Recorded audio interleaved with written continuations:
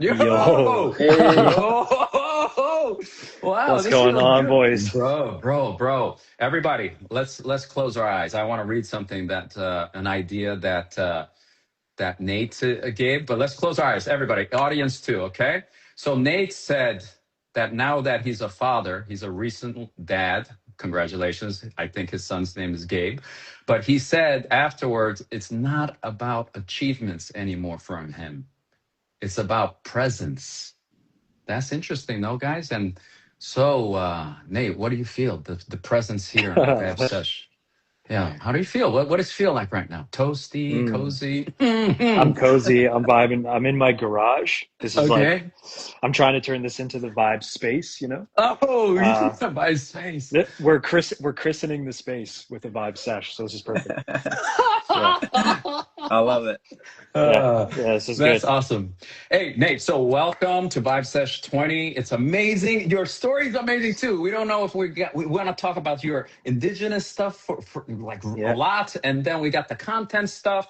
Hmm. But what was I gonna say? So, bro, first of all, before we continue, like what's the right way to are you a Native American Indian? Are you I could indigenous? I could Or hear what? I could Are you, hear you guys talking about this. I was laughing at it. It's funny. we don't want to get Yeah, canceled, bro. We don't want to offend indig you. indigenous is a fair term. Like the proper term is like it's an umbrella term, you know what I mean? But we're the Wolastoq way, so we're from the east coast of Canada, and Willistic away? yeah, That's so Wolastoq cool. way. Yeah, What does we that were mean, bro? What is well, Willistic? we used to be called Maliseet, which was a derogatory term, so it actually meant slow talker, which I believe the Mi'kmaq gave us that term. But we're neighbors. We were the first to be. Our history is pretty intense. Like we were the first to be colonized in Canada, and then the colonization moved west. And so we're a smaller population, but we have a really interesting sort of past, and yeah, built an entire career um, in the indigenous space, which we'll get into, I'm sure. We'll But get into yeah, it. Damn. just indigenous is what I use. That's Woo. pretty Okay, standard. indigenous. So, but Yeah, yeah, so I say, so just say indigenous people. That's what I say. yeah. But if I say That's Indians, it's not a good thing. well, I mean, I would use that term. I don't know if you should use that term. Really? Maybe. Well, it's we say we shouldn't say it, but like if you're native, Oh, like your okay, got it. family's going to be saying it. It's a weird thing. It's there's complex layers here, It's like the N but word, kind of complicated. The N word. not that bad. No, it's It's not that not bad. But bad. like somewhere. Somewhere in there. Yeah. So someone says, "How much percentage indigenous are you? You seem really white." Yeah, I'm status Indian. So He's basically, like uh, Elizabeth Warren. She's yeah, 1% Indian. That's true. You're yeah, very white, bro. yeah. It's This true. is raw right here, dude. We're raw here. We're Yeah. raw dogging in here. Go No, ahead. it's fair. Yeah, I'm the cutoff. You're So the cutoff. yeah, no, for like actually that's not true. My son may be status as well. They're fighting for that next level of status. But basically, I'm a status Indian. I'm affected by the Indian Act. You know, my dad's indigenous. My Mimi, my grandmother, she's indigenous, and we can trace it back all the way to like some pretty old people in this part of the world. So, but yeah, I know. Wow, Yeah, bro. Cisco, yeah. did you have anything before? No, I think we can get right into what you got planned. Yeah. Mhm. So, Nate, so I just wanted to let Mhm. you know that you're in the right place, okay? Because me and Cisco, we are intellectual omnivores, okay? Hey, yeah. Okay, we're intellectual omnivores. We're epistemically curious. Okay. Nice. Yeah, yeah. Uh-huh. And we're What else you got? and we're multi potentialites as There you well. go. Yeah. Okay. Check, check, And check. we're deep conversationalists. Oh, let's go.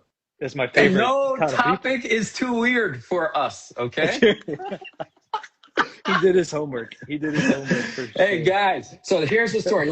This is a very interesting story, right? So first of Yeah. all, Yeah. Nate, he blew up. Okay, so this is super interesting, guys. And Nate, you're gonna be amazed, right? So like you were at around 5,000 2 weeks ago, bro, and you're almost at Yeah. 30, or you're over 30 now, right? Over 30 today at lunchtime I was cooking hot dogs. I had Uh-huh. 30 I had 30K.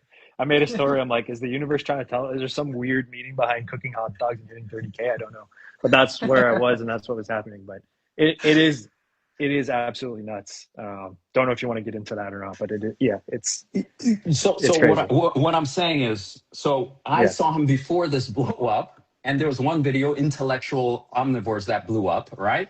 yeah, Uh, but So I contacted you because I saw your video where you right. talked about, hey, I'm going to talk about my indigenous background. This is one of the very important to me, right? Yeah.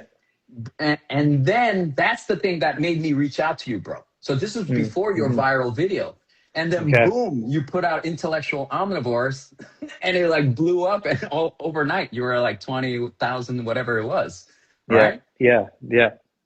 And Yeah. so it's interesting, that contradiction, bro. Like, oh, and the other thing is, like, you made so many of these videos in a row, so you figured out the secret sauce, which you released actually because you're into the content Yeah. creator space. So you're like, I'm gonna Yeah. reveal everything, which was basically it's basically where people, and I do this with my video, right? People feel seen, right? They feel Yeah. recognized. You Yeah. give a certain thing that they were feeling a name, and Yeah. suddenly it has shape and it feels good. Yeah. You know what I'm Yeah. saying? Yeah. Hmm. Yeah. Absolutely, man. Trial reels really is what changed everything for me. So I think I had about 4,200 followers, like the beginning of June, and that's when I decided to take social media seriously. Me and my best friend, my business partner, Hmm. Desmond Simon, he also blew up. He blew up before me, Mm. which was crazy to see. And I want to talk about the kind of the content and how it's working and why he blew up and how Mm. even though I had a viral video in the millions, how his video gave him exponentially more followers. It's really At lower interesting, views. kind of, At lower views, yeah, you're saying. Hmm. Hmm. yeah. And I've got a creator group, and I've been trying to like convey as much as this of this to them as possible. But I'd love to Yeah. get into that tonight. But yeah, we got together and we were like, we're filmmakers by trade. We own a production company together. I make Hmm. documentaries. Like we're working on TV stuff, all sorts of stuff. And so we have all this equipment, we own the equipment, and we're like, why aren't we doing this seriously? Like we've been talking about it forever. We Hmm. both grew up posting, skateboard videos to YouTube. Like How they I've do? always had, How yeah, they do? okay. I was hoping I could talk about this a bit. So if you, on YouTube, I have a video of my first Plan B skateboard setup, right? I was Okay. Okay. 12. Okay. Video got 30,000 views, which at the time was like, Damn. Damn. this is 18 years ago. So like Right. 30,000 views back. I was like 12 years old and freaking out. My parents had no idea, like, what's a YouTube? And I got destroyed in the comments, just like, because I cared so much about my board, It was just like, nobody cares about their board like that. Like, you're obviously not a skater. I'm like, I'm 12, boys. But anyway, I realized So is though that normal early, for a 12-year-old? I don't know. Like, I Just don't got do some know. ro- people? I was, he just gets roasted. I was just being me. But I realized from that I could have a social creative experience, Mm. like creative experience with a social experience, and it can happen online. I can share things I like and build a community around it. And I started to like understand that young, but I didn't really care about that or apply it until now, honestly. Hmm. Hmm. So that was the origin story. I don't know who just popped in, but hello. I thought it was one for your fans. I don't know. um, Uh-huh. yeah, so that happened as a kid, and then, like I said, production company. So we got together and we're like, we're taking it serious. This is it. Like, no more Hmm. screwing around. Let's do a series each. So he's from the Res. He's from Elsie Booktook First Nation. So he did a series. Can a content creator from the Res grow online?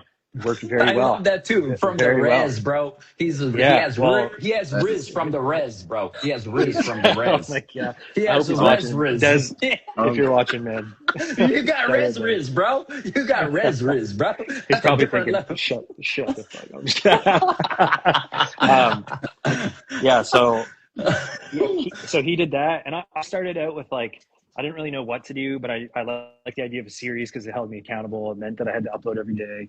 So Uh-huh. I started a series of like just encouraging messages that I would pull from this jar Um, and Wow. Okay. yeah, I wrote 30 different messages from a jar, and I like encouraging messages for creators, trying to remind people why they started in the first place and stuff. And that it didn't really do great, but what it did do is like it made me adhere to a schedule, it made me adhere to a structure, and Mm. I think there was a certain point where I just said, I'm done with this, and I'm just going to start sharing thoughts, feelings, experiences, packaging it into videos. And then I developed my own content creation method, which is the 5 method. I don't know if you saw that video, but I taught people how to make 25 videos in one session. And I've been using that up Mm. until now. And so Mm. trial reels, to bring it all back to trial reels, changed everything because I've been posting between 10 and 20 times to trial reels a day. And I've posted, like, in the last 30 days, I've posted like 400 pieces of content. So I put in the work What? to collect the data to understand what was going on and then made some decisions from there. So it didn't happen by accident. I think a lot of people see like, who's this new creator?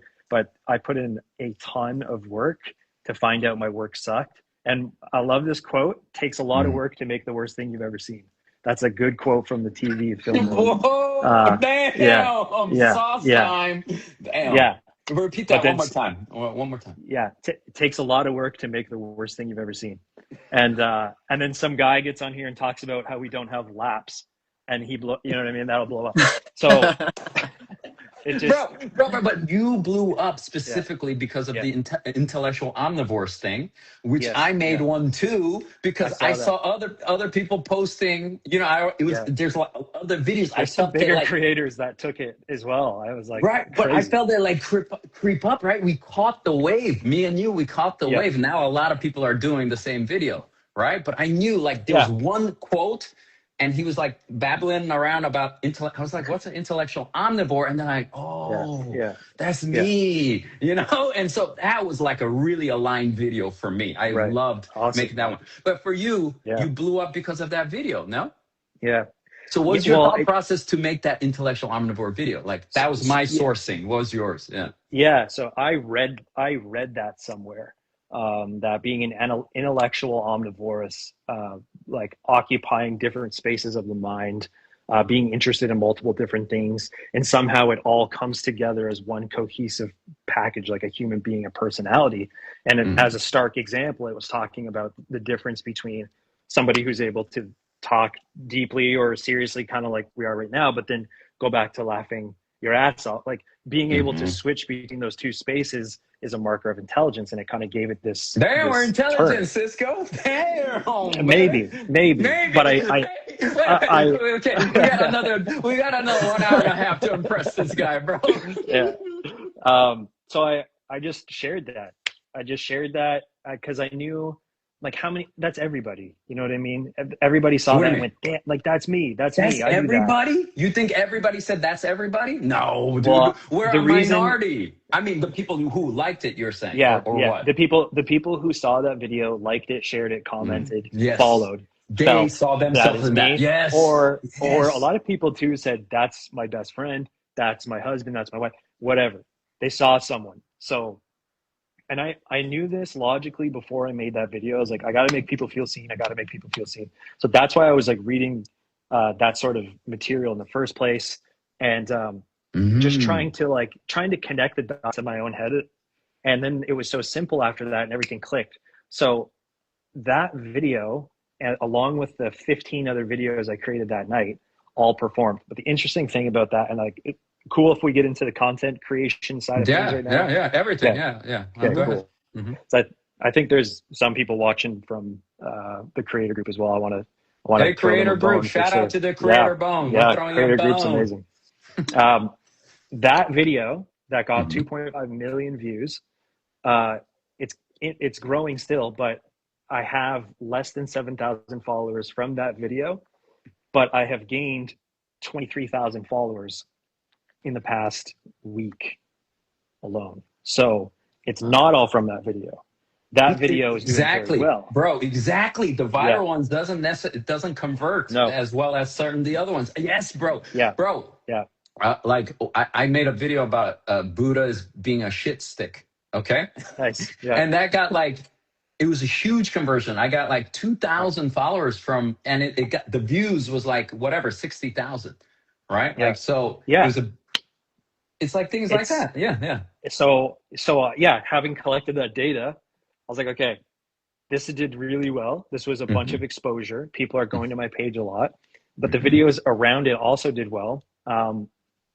So I went back to trial reels, and I have to, if you're going to use a hook like that, if you're going to make people feel seen like that, there's got to be another reason that they follow you on top of being seen. So now I'm coming at content Mm. from that perspective. It's not like, yes, make people feel seen. They'll engage with the content, but give them a reason to follow you on top of feeling seen, because sometimes that's not enough. That's enough for a like, that's enough for a comment, but Mm. it's not necessarily enough for a follow. Maybe 6,000 people saw that and went like, I like this video, I'm gonna follow, or I like the way he said the thing, I'm gonna follow. I like his video, I like the way it looks with the camera and whatever reason. Mm. But that Or do you think they that go to their? Do you think they go to your page and look for other videos to see if they vibe, and then they I, friend you, or people don't do that? I What do you think think? some do that. I think some do that, but a Mm. lot of people will instantly follow if there's a Mm. strong call to action mixed in with the hook, mixed in with the intent of the video. So call to action is massive, because if you're I not have giving a not been reason, using it. I have not been well, using it at all. Wow. well, I mean, you have freaking 500,000 followers. I'd love to know your story too, but um, yeah, like I think if you're going to provide the substance and they're going to get the value, then you're in a position where you can ask for more, or you can give them structure to follow, which is why a series is so good. So I think in the beginning of June, Mm. when Desmond and I had the idea to start a series, that was the right thought, but we hadn't had the experience. We hadn't done the executions of the videos. We hadn't gathered enough data to understand that the Mm. structure alone is not enough. It has to Mm. be complemented by these other things. So that's kind of like the biggest realization in the past week has just been be a voice for something, make people feel seen, and then give that structure, link it back to what you're trying to grow online. And that will convert views into meaningful engagement with your account, meaningful engagement beyond your account. This is how you like make sales and stuff, and like start Mm. creating Mm. partnerships, because it's funnel All that right. works really Mm-hmm. well. Yeah. Mm. Nate, so tell me, what should I do? So I don't know any of this stuff. Okay, so my story, like I literally, bro, it was a 10-year Yeah. journey. I've told this story many times. It's been, Yeah. I had a successful career in finance and did a bunch of Cool. stuff, traveled, and then like 10-year period, I was lost, right? I was just Mm-hmm. partying, drinking, doing drugs and stuff. But Yeah. there was always this calling, right? So for the longest time, people, and I coach as well, right? I'm a Mm-hmm. communications coach. And so a lot of Mm. people, I met a lot of people, and everybody was saying, create content, right? Oh, Yeah. that's an interesting idea. You should make a video, blah, blah, blah. And people have been telling me all the time.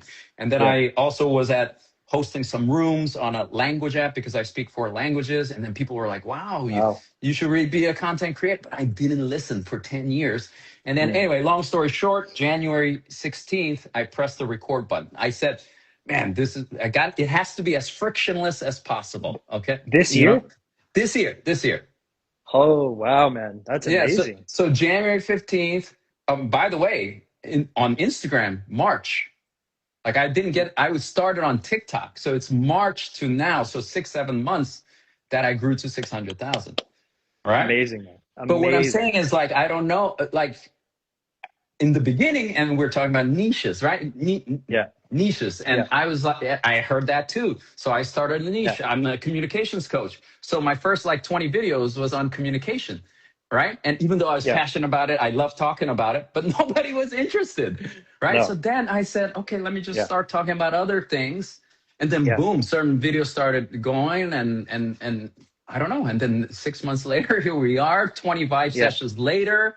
I've Yeah. completely switched to a new identity. I Yeah. am the Yeah. vibe samurai now. You know what I mean? Yeah. Like, so, and then, so I Mm. guess I'm resonating. And here's the thing, like, I know you made some videos about, you said that you think that AI is the enemy of authenticity, right? Mm-hmm. Mm-hmm. Yeah. Yeah. Yeah. Yeah. So, well, let's talk about that because I use a lot of AI, right? Yeah. I'm scripted. You know what I mean? Yeah. I think Mhm. AI is a powerful tool, but I don't think it's going to reveal your authenticity to yourself. And Mm. okay, I want to open up a can of worms here, Mhm. because So many people, and I'm guilty of this too, when you start making content, you're trying to just grab the low hanging fruit in terms of topics, like Mm-hmm. the Mm-hmm. ones you understand, the ones you know how to create. So a lot of people talk about becoming your authentic self. And my biggest realization, the reason I said that, where this came from, is that we're all already authentically us. Our desire to become more is an authentic, real thing. Your Mm-hmm. desire to change, to grow something, that's real. You're not happy in your current circumstance, that's authentic to you. I think what people are actually describing is where they want to be, who they want to become, but they're labeling it as authentic. I think as a way to convince themselves that it exists somewhere within them. It doesn't. You Mm-hmm. are already you. But the good thing about that is that you have the power to change that, to grow that, to acclimate to a new version of yourself. But I wouldn't call it an authentic version of yourself. I think your desire to become more is probably the most human thing about you. And Mm-hmm. that's every content creator. That's why we Mm-hmm. start. You Mm-hmm. know what I mean? Mm-hmm. So if Yeah, that's not but authentic, then what is? right, but you were saying, I think in your video, that if you use AI Mm-hmm. scripts, for example, right? Like you Yeah. said, that Yeah. is not authentic. But what I'm saying to you is, it's just Mm-hmm. a delivery mechanism, right? Mm-hmm. It's a delivery mechanism. You're a filmmaker. You put in Mm-hmm. special lighting and you change the lighting. It's not authentic. Or you're Yeah. using, like, you're making videos and it's highly produced. Is that Yeah. authentic? Or me using an iPhone is authentic, Yeah. right? And so for me, just like a Christopher Nolan movie or a great Yeah. book, it's all scripted. You know what Yeah. I'm saying? And so for me, I spend a lot of time with an idea. The idea is mine. That's very important. The idea Yeah. is mine. The perspective is mine. So I talk to AI and I say, hey, Yeah. this is what I'm thinking. This is what I think. This is the Yeah. angle I'm approaching. You know, it's a long conversation. Yeah. Then we talk about hooks. We talk about those ideas. I think that's Then great. Yeah. yeah, okay, good, good. Yeah. So you understand, like, I'm Oh really yeah. using it. Yeah, Yeah. I'm not just I'm saying, just hey, talk about intellectual yeah. omnivore. I don't give a shit, right? Like, I Yeah. already had, like, certain topics, like the one hole or two hole thing. That is Yeah. something that I knew from the past, right? So I said, I Yeah. want these kinds of jokes, blah blah blah, Yeah. and then Yeah. because it's non-deterministic, right? It's Yeah. probabilistic. Whoever is prompting, you're going to get a different result, Yeah. right? So Totally. if you're like a Yeah. true, I'm experienced, 51 years old, I'm great at asking questions, right? Yeah. So the answer is different and the Yeah. script is different. So I really feel like it truly is a joint effort. Like, it's man Yeah. and machine, and it's amplifying my humanity. That's the key. That's how I feel, right? Like, because I wouldn't be here without Mhm. AI. Like, it was Yeah. just too much friction for me, for an old I uncle think guy, you know? So yeah. I don't know. Yeah. I think you like I think you know who you are, you know what you want to Hmm. say, you understand it, but a lot of creators don't, and a Right. lot of creators think that there is an authentic version of themselves that is somehow out of reach. And what I'm suggesting is that if you rely too much on AI in scripts Hmm. to perform your content with, then you put a barrier between you and yourself in terms of accessing like an inner resource. Like I've never scripted a video Even once. your long film too? Never scripted a video once. And with documentary, it's different because I mean it's a documentary in and of itself. You understand like how like what you're about to receive in terms of watching that video. But with content, it's a relief for me because I come from the film world and Mm. pre-production is heavy, understanding all the context and the writing. But for me to just like turn on my camera here and press record and talk without having to do 6 months of pre-production, amazing, chef's kiss. Like that's and I think yeah. Imagine And I, that, going from that world to this world where yeah, just turn well, on your it's iPhone, crazy. brother. Yeah, it's crazy. But people say to me all the time, Nate, how do you talk the way that you talk?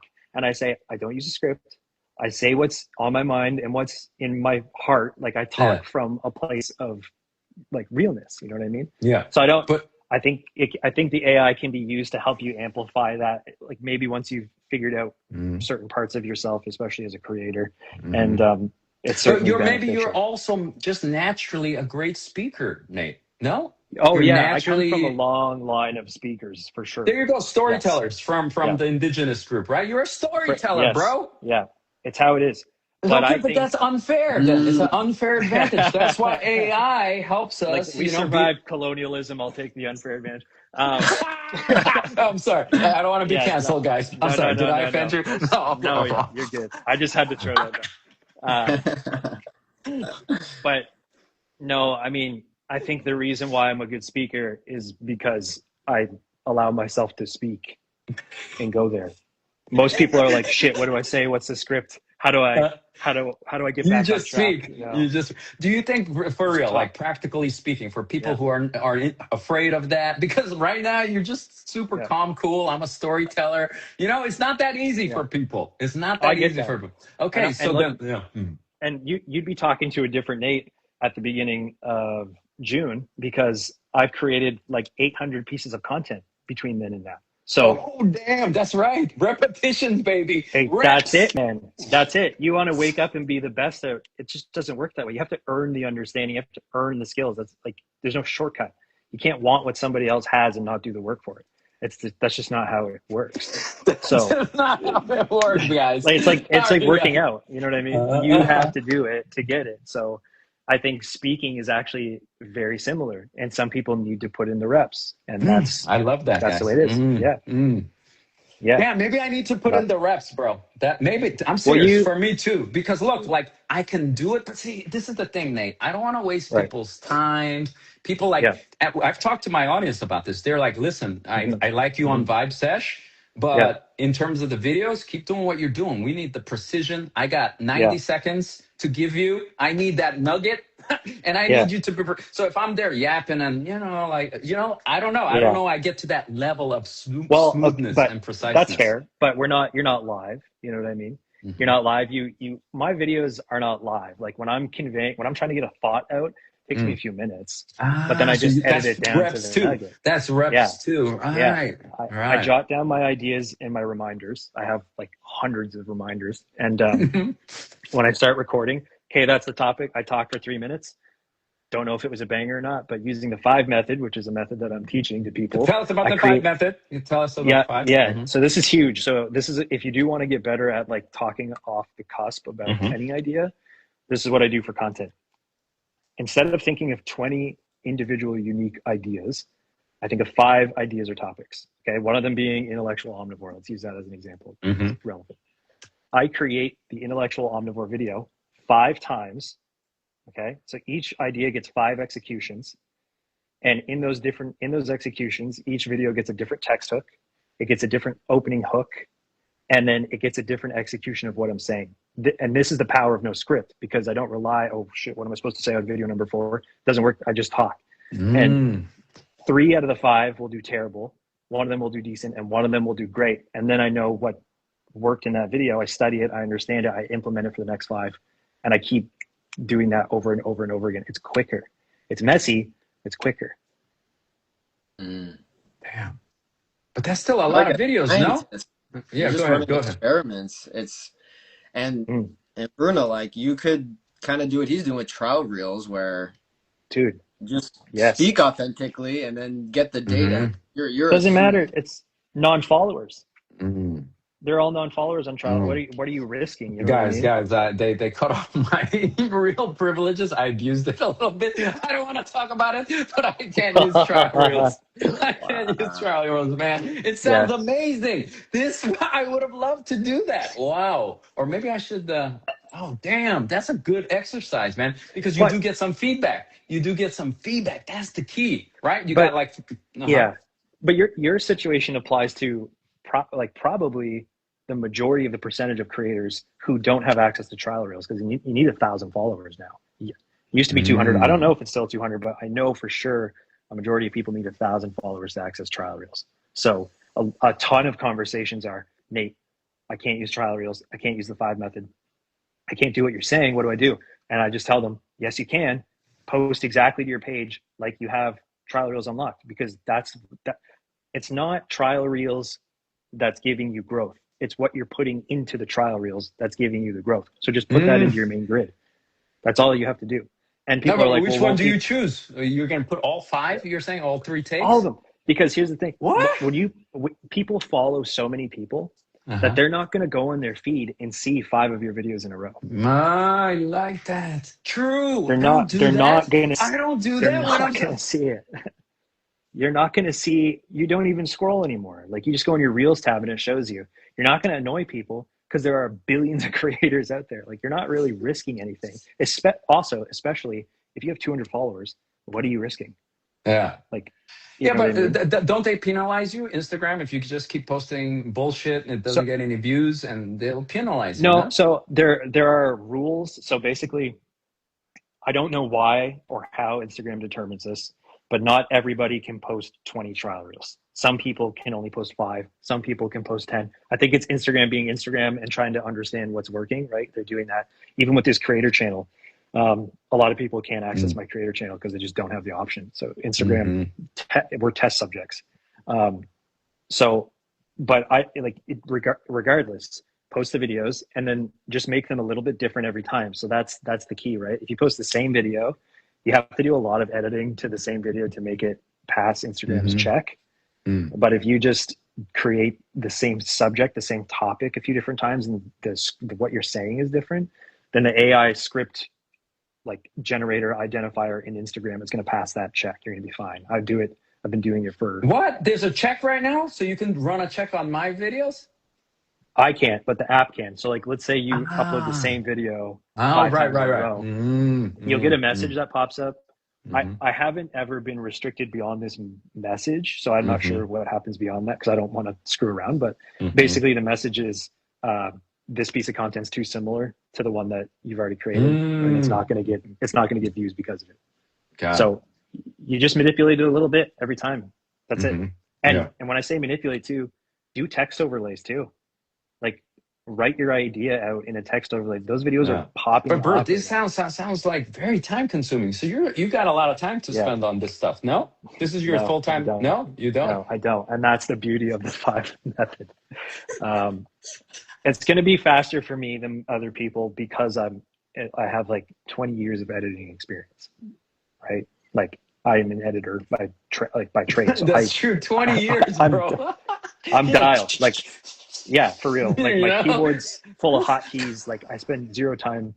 And I understand that a lot of people, it's in the edits app. It's slower, right? I'm just saying, use this method, adjust it to whatever you can do, and just keep going. Right. The real beauty here is that you're getting a content bank. That's the major, because most people are scrounging for a piece of content, then they post it, and then they flop, and then they quit posting because it doesn't do well. But if you have hundreds of videos, then who cares about the performance of one? Yeah, that makes so much sense. Maybe I'm just gonna start posting video after video. I'm gonna try that. I'm a little worried because I like my grid pretty, but then if I have like things that you should. Glad you brought up the grid. Actually, somebody pointed this out to me. Basically, that the thumbnail of your video, if you make sure your text hook is in that, and I have captions, and I always try to make like the word and the captions to like complement the text hook. Make sure that is your cover for your video. Clean up your grid, to your point, but it's actually a really important point for the explore page, because people browse the explore page and they only click on the ones that they know what the video is about. So I think a minor tip, but maybe an important one. Focus on that too. Wow. For creators listening. Yeah. Cisco, did you have any questions before we move on to? Yeah. I guess one kind of question in my mind is like, what's like the vision for what your page is becoming? Like, like it's compounding, and it's maybe going to get to an exponential point. And I'm just curious, like, where you want it to go and what you want to do with all that. Cause it's one thing to get attention, but it's like, what are you going to do with it, type of thing? And Nate, talk about that thing about like, to be a content creator, you need to know something like what question you're answering or something like that. But anyway, go ahead. Yeah. This is important. So one of my favorite parts about this question is that I have an idea right now that's going to evolve, and it's always going to change, and I'm always going to be aspiring to something different and new. And I love that fluidity. I love that mutability. Like, to me, that's really interesting that we like. Okay, quick back to AI for 1 second. When I did discover AI, I used it for a little while, just like talking to it, whatever, for work and stuff. And I asked it this question, which it did not deliver on, by the way. But I asked it based on every conversation we've had what are the questions I'm going to be asking you in 5 years?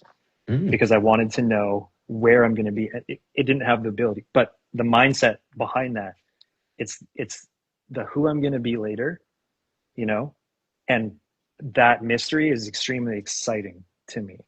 That being said, I am working toward growing, you know, a big following, offering services, building a recognizable brand, having a lot of fulfillment and wonderful experiences, opportunities, being able to give back, like all of the values I think that I feel and have. I think those are the things that I'm trying to experience at a bigger level, really.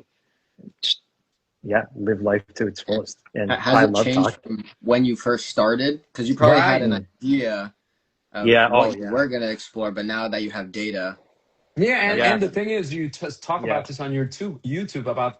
Let's talk about your journey, because you were like burnt out at some point, and Yeah. Yeah. you know, and your videos didn't get a lot of views. Maybe some No. camera ones you got, but a lot of them were like Yeah. 500. But you've been at this for a little bit, bro, and then Yeah. now all of a sudden things are accelerating. So tell us about your kind of background and your story. Yeah, yeah. I had a desire to do this whole time, but I kind of half-assed it. Like I'd upload a video here, upload a video there, and Mm. I'd put a lot of effort into those YouTube videos, which um, was counterproductive. Like I needed something quick, so Instagram and Reels became the place for me because I realized how simple I could make this process for myself while still feeling fulfilled, while still being creative, while still using a camera, conveying that kind of part of myself. So that's why that was so fulfilling for me. But yeah, YouTube, I don't know. It just, I love it. And I'm going to get back to it, Hmm. especially like talking like this, offering more long form value for sure. Yeah. But You should back then I definitely just do didn't this, care. bro. You're so Yeah. knowledgeable. All this stuff is Thank you, fire. Megan. Thank you. Yeah. Yeah. I do want to. I do want to. But yeah, no, when I first started, I all I knew is that I wanted to grow. Like back to that authenticity part, like the thing every creator feels when they start is like, I know what this could be. I know what I want, and I have this feeling that I could be more. Right? That's the Mm. feeling. Um, and so I chased that. But what's different Yeah. between then and now is I have clarity about what works. My, as you said, like your identity changed. Mine is evolving as I understand what value I'm actually providing to an audience. I'm just taking that information, that data, tweaking what I'm doing, and over time a different voice emerges. And I think that's super cool. It's Yeah. fascinating.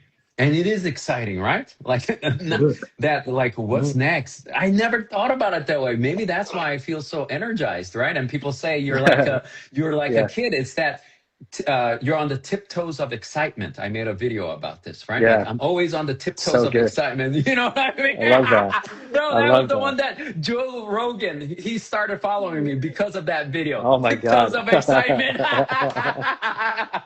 That's crazy, man. Oh man, I saw Yeah. that somewhere and I love that. I was like, I gotta make a video about this. It's amazing the creative process Yeah. too, Yeah. bro. Yeah. You know what I Yeah. mean? Like you have like you said, I have a million things I want to talk about, right? Yeah. So it's Oh, like things like that. It's amazing. there's another part to this, and I can't remember the creator's name, but I wish I could share them. Maybe I'll send it to you or something, put it on the story. Yeah. She was talking about how you can have a huge following and your page feel completely empty. And Mm. Woo. I was like, yo, this is so true. Like you can have a huge following, have not much engagement, and your content feels empty, and you can be a small follower and you can provide a lot of value and have a really cohesive feeling and vibe, and people understand what they're following. Mm. And the difference between them is that some pages never understand the line of thinking that they're bringing their audience down. Like every post is a piece of the conversation that never ends, and you're just deepening that conversation with every single post. That mind switch to me was like, okay, not one video matters anymore. I'm going to create hundreds, and they're all going to be a little nugget, and they all compound and they all accumulate weight over time.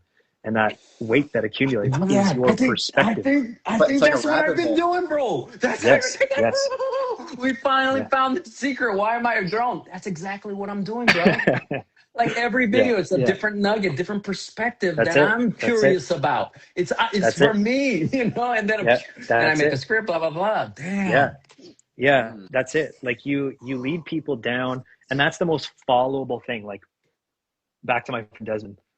he posted this video where he was like, he's been posting a lot more than me and a lot longer than me. And he was like, I've been posting a lot. Nobody likes my stuff. It's kind of like demoralizing, you know, it sucks. That video went viral. Like this video went viral. And to compare it to the intellectual omnivore's video, I think his video is like 400K views or something like that. He got like 22,000 followers from that video, and I got 6,000 followers from a 2.5 million video. Wow. So, but wait, so why is that though? Yeah, because yeah, because when they saw Des, they knew exactly what they were following. They knew, first of all, it was a call to action in the video. It was like, call to right, action. this isn't working. He didn't know it, but he was asking for support. But more than that, he's very clearly indigenous. He very clearly is proud of that, and that's his life. And he's a documentary filmmaker. All of that was so clear that they knew instantly what they were following. It was an easy decision to follow him. But when you're empty and you're fragmented and all of your posts are not related to each other, there's a thinking gap that people can't latch themselves to. Like the most followable people are the people that have the most simple but like powerful or present really, because I feel like I'm more of I got the intellectual omnivore vibe going in terms of my content. Like, so wouldn't that resonate with, you know what I'm saying? It's a little different. Totally. Totally. I think as long as people can sense that vibe and they're not confused about your vibe, like that's the thing, right? Like, right. Like, I don't know. Like, think of any successful creator. You can associate a feeling, you can associate a vibe, you know, what their thing is. All of it's very like neatly packaged into this persona online. And the people who don't gain a following ever, despite posting thousands of videos, somehow remain scattered the whole time. Cisco, but what do you think, since you were on your content creation journey and you're taking a pause right now? Do you have any questions for this guy? Because, hey, tell him your story about this 1 million followers on TikTok and your journey. And that was an up and down. Because Cisco, like all of us go through that, right? Like the fear and then the disappointment. He just said that Desmond was demoralized. It's such a common thing at whatever level. It never ends. You can only have 10,000 and be complaining. If I don't get a lot of, I'm like very sad, bro. And it happens, man. We're human. We're human. But go on, Cisco. Yeah. I guess the short of my story was 6 years ago in 2020. On TikTok, I did go viral many times, but my difference was I wasn't talking. I was making wallpapers of like putting music artists or like famous people, and I would make an iPhone wallpaper and it'd be like a blank canvas, and I did like a collage art style. Sick. Yeah. And grew that to like at its peak 150K followers, maybe 3 million likes total on the account, tens of millions of views. But that's where I was so attached to performance, and I didn't like the craft at all. Like I made a wallpaper TikTok, the first one just for fun, and it went viral overnight. Like I didn't even put any time into making it for 10 months. Right. You were just crack cocaine like day one, and then I just kept making wallpapers, and then a lot of attention I couldn't handle that young. Like I didn't understand how to capitalize it. It was very overwhelming. There's basically, once you got attention, there's a sustainability you need to have with it. Yes. And there's like a momentum that like you have to keep momentum going. Otherwise you cut that, then it's really hard to jumpstart it again. So momentum started dying down, and then I was like, I don't even like doing this. I'm not getting the attention. So literally since that time, you know, I just focused back on college and working in the family business. And then for years, I'm like, I want to say something online, but my voice just is not there. Like the niche and the topics, like, anyway. And then just recently, late 2024, start of 2025, I met the Vibe Samurai here, Bruno, on X, on Twitter. And in the Bitcoin community, we met, and he was hosting a X Spaces, which is just audio like this, audio. Right. And he's like, hey, I want to hear a Gen Z, because I would basically post, oh, I'm buying Bitcoin every day. That's like all I would post, like a screenshot of how much I bought. Yeah. Dude, thank God we somehow met on the timeline. He invited me, and I was just a guest amongst like 10 other people. And then he was like, bro, you should be my co-host for the rest. And then, dude, a year later, once every Thursday, between like 2 to 4 hour talking sessions, vibe sessions. Wow. He just provided a nice non-judgmental space where people could be their authentic self and just speak your mind, ask questions to other people and stuff. So I kind of was like, dude, does no one else want to be a vibe samurai? Like, does no one? Yeah, why you don't want to learn? He's just a communications guy that he asked amazing questions. And I'm like, I want to do that. So just through osmosis, I've just been attending these lives. That's been my only form of content, is just live conversation. But like sitting down. That's really interesting. Yeah. Is something I don't do. And I just can't even think of what I would say. But yeah, I could talk for 4 hours in a conversation when I'm speaking amongst people. Yeah. Or like on these go up to like 2 hours. So yeah. Very interesting journey. But he's really helped me because I was very introverted and like my voice felt like a whisper. Like I just had no even self-validation that like my opinion matters or anything. And he's like, come on up. Because I feel like for him, he kind of destroys a hierarchy and everybody's kind of on the same. That's like really even cool. If you're rich as fuck, it's like, bro, we called it a digital campfire. Nice. Like, everybody's just, it's just chill. It's just good. No one's trying to perform. Like we're not trying to flex on each other. Just intellectual omnivore was honestly a good term, right? For what we were. For all the that was like a. You'd be brilliant, and then it gets retarded, or just like it was just amazing. Like the range, and then the people you would meet. True. Like, oh man, and the improv. So I'll cut it there, but. But bro, explain to Nate why you have not come back to posting and get some advice from Nate, because this guy, he was posting stuff. He keeps saying he doesn't know what he wants to talk about. Yeah. But like he talks during lives and stuff. Yeah. Anyway, explain to him what's going on so he can help you. Yeah. I guess it's just really pinpointing the niche, and then something I want to talk about on a daily basis. Like I just can never say what am I going to offer to the world. And I'm kind of like dumbfounded. And it's funny, like I went to school for marketing too. So like I understand the nuances of it all. And but I guess I'm just not a natural when you put yourself into I think I'm a good storyteller, I guess, but like packaging it up and now on a sustainable basis, doing it for 100 days, 1,000 days. Like I just can't sit down to maybe think of something, or even he was like, use AI, man, just put stuff out. I'm like, and I did. I was like, and I just like complained to the camera. I'm like, I don't know what to talk about, guys. And it was just that for like 30 minutes. And I made clips out of that, but like, I was just like, I don't want that energy, like victim energy, and just like put it like I guess think he's overthinking, Nate. What do you think is going on with this guy? He's overthinking this shit. I don't know. Well, that was a lot. Do you want my take? Because I don't want to just talk at you. Bro, give us a real direct. We're all good. This is all raw right here. Tell us. Me and Bruno are the literal opposites, which is funny. Like he's blowing the fuck up, and I met him before that, and we had a year like vibe session. And it's crazy because like my friend is here, and I feel like I'm sorry, but I'm like co-hosting, But I have an empty page right now. Bro, he's so funny. He should be making videos like this, bro. What is going on? Why doesn't he want to make videos, Nate? We gotta help Cisco out. Yeah. Why do you feel like you need a niche? I guess because it's like what to discuss and talk about. Like you want a niche to tell you what to talk about, basically. Or give you some sort of structure. You want the niche to tell you what to talk about, bro?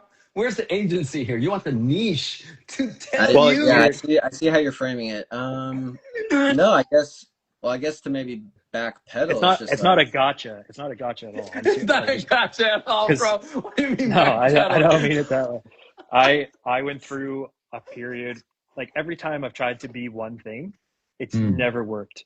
So I actually went through a bit of a branding period on YouTube where I was calling myself the nicheless nomad.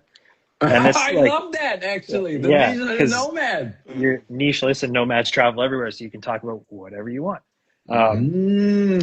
But anyway, the point is, when I tried to narrow myself down to talking about one thing, I always gave up because I was like, well, there's so much more to me. There's so much I want to talk about.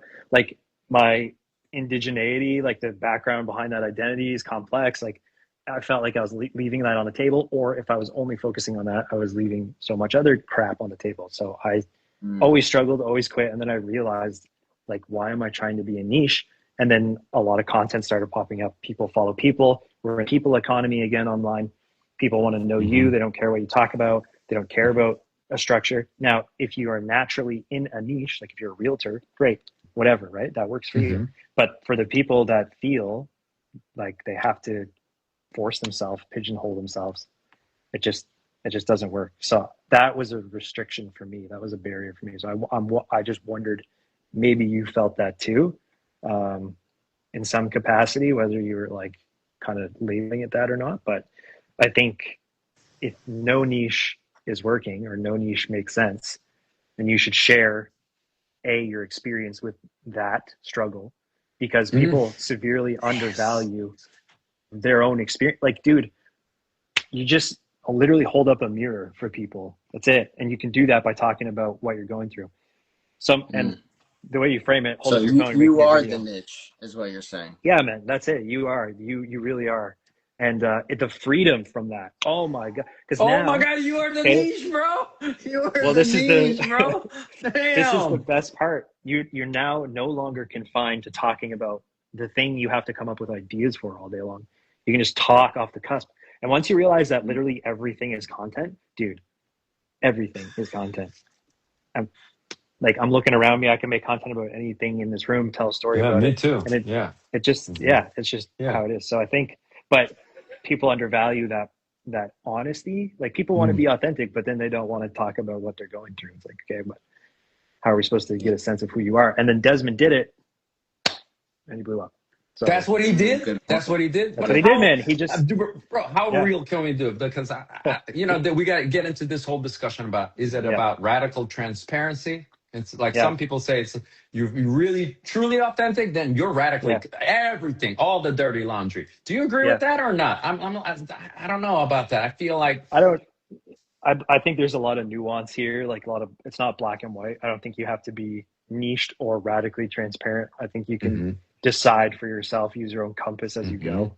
Like I'm not going to share details about my life online, but I will share about my struggle in the context of trying to grow online, because that's what I'm trying to. That's what I'm trying to do. Like keep it within the context of what you're trying to do online, I think is the key. Unless you want to be known for something else, like people who talk about like addiction stories, or people who talk about something that they're going through that they want to gain a following for, build a community around. That's valid for sure. But I think as content creators, you can talk about the struggle of growing online and then switch it up and share a thought that you had on the street. Before I watched this video, I saw this guy. He had 12,000 followers. The video had 700,000 likes. And he literally just was walking down the street, and he was like, it just occurred to me that the stupidest people can't understand why you use an example in a conversation. And like everybody resonated with that, and it was just a thought on the street. Damn. So I think you do a lot of work to find out that your work isn't relevant. That's what happened to me.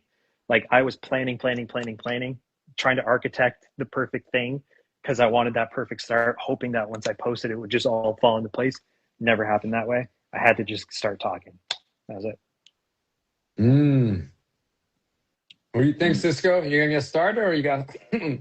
What do you think? This is attempt number 3 this year. I guess my thing is just like they're like, just talk, bro, and I'm like, well, I see what you're saying. Like Well, that's where you have like the framework. You know, you had your My five 5 5. pillar. Mm-hmm. You know, Yeah, to and I make gave myself a series to get the momentum going. You know what I mean? Like, I think a yeah. series is really good for that, and I think it's how you package your content too. So I just did an exercise with the creator group, and I had everybody submit their hooks for their next videos, and I did a breakdown of every single hook, why they were good, why they weren't, and Wow, really? You do all that yeah, analysis? Damn.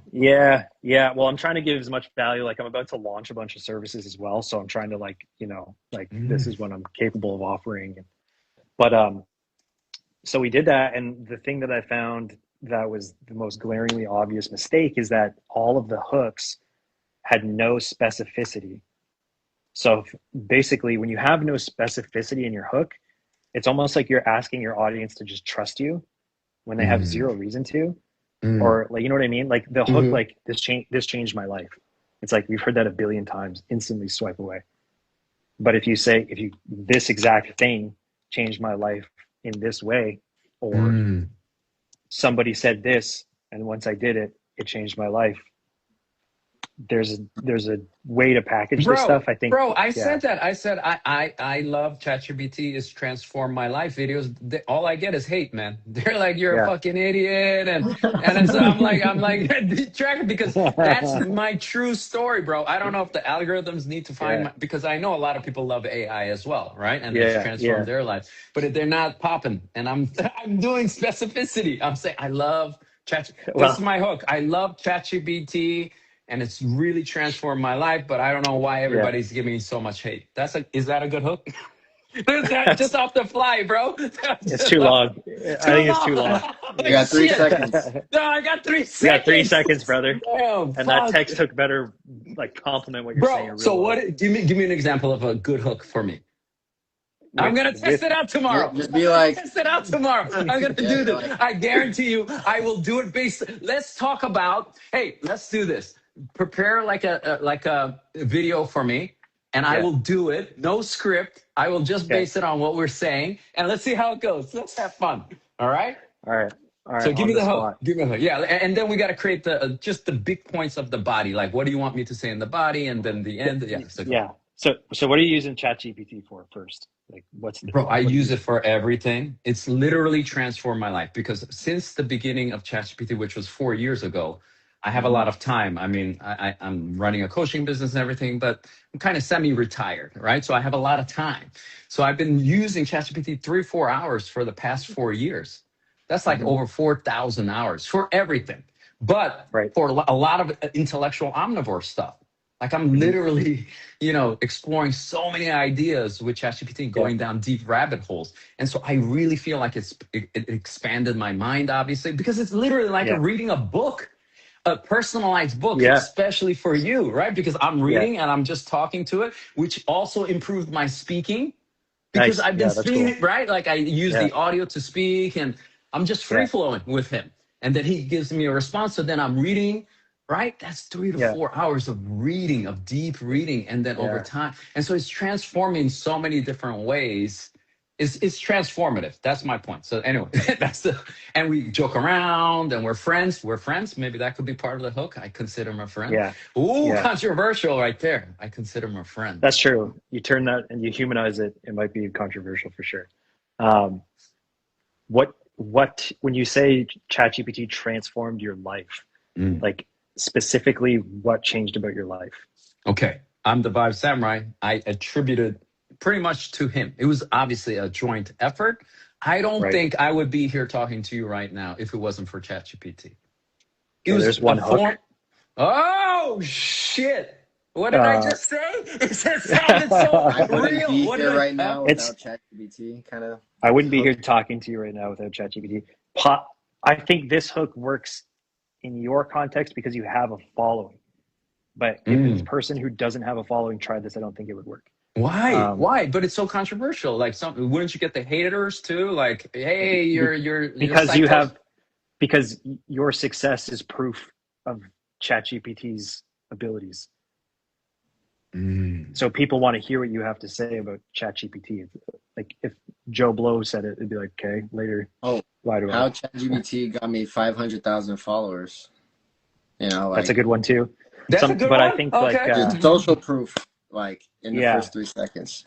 Hey, yeah, because you know yeah, what? that's good. My story, dude, this is what I think is gonna happen, right? Like, if you talk about me and what I'm thinking, like, I think and we're storytellers here, right?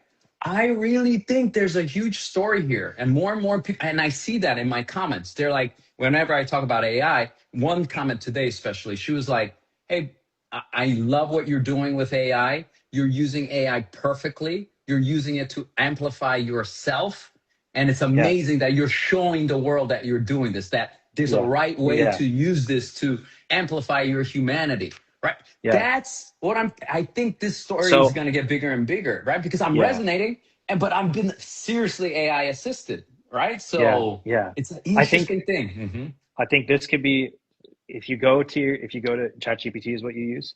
Hmm. If you go to ChatGPT and you say, based on everything we've talked about, Hmm. what are the three most fundamental questions that I continue to ask you?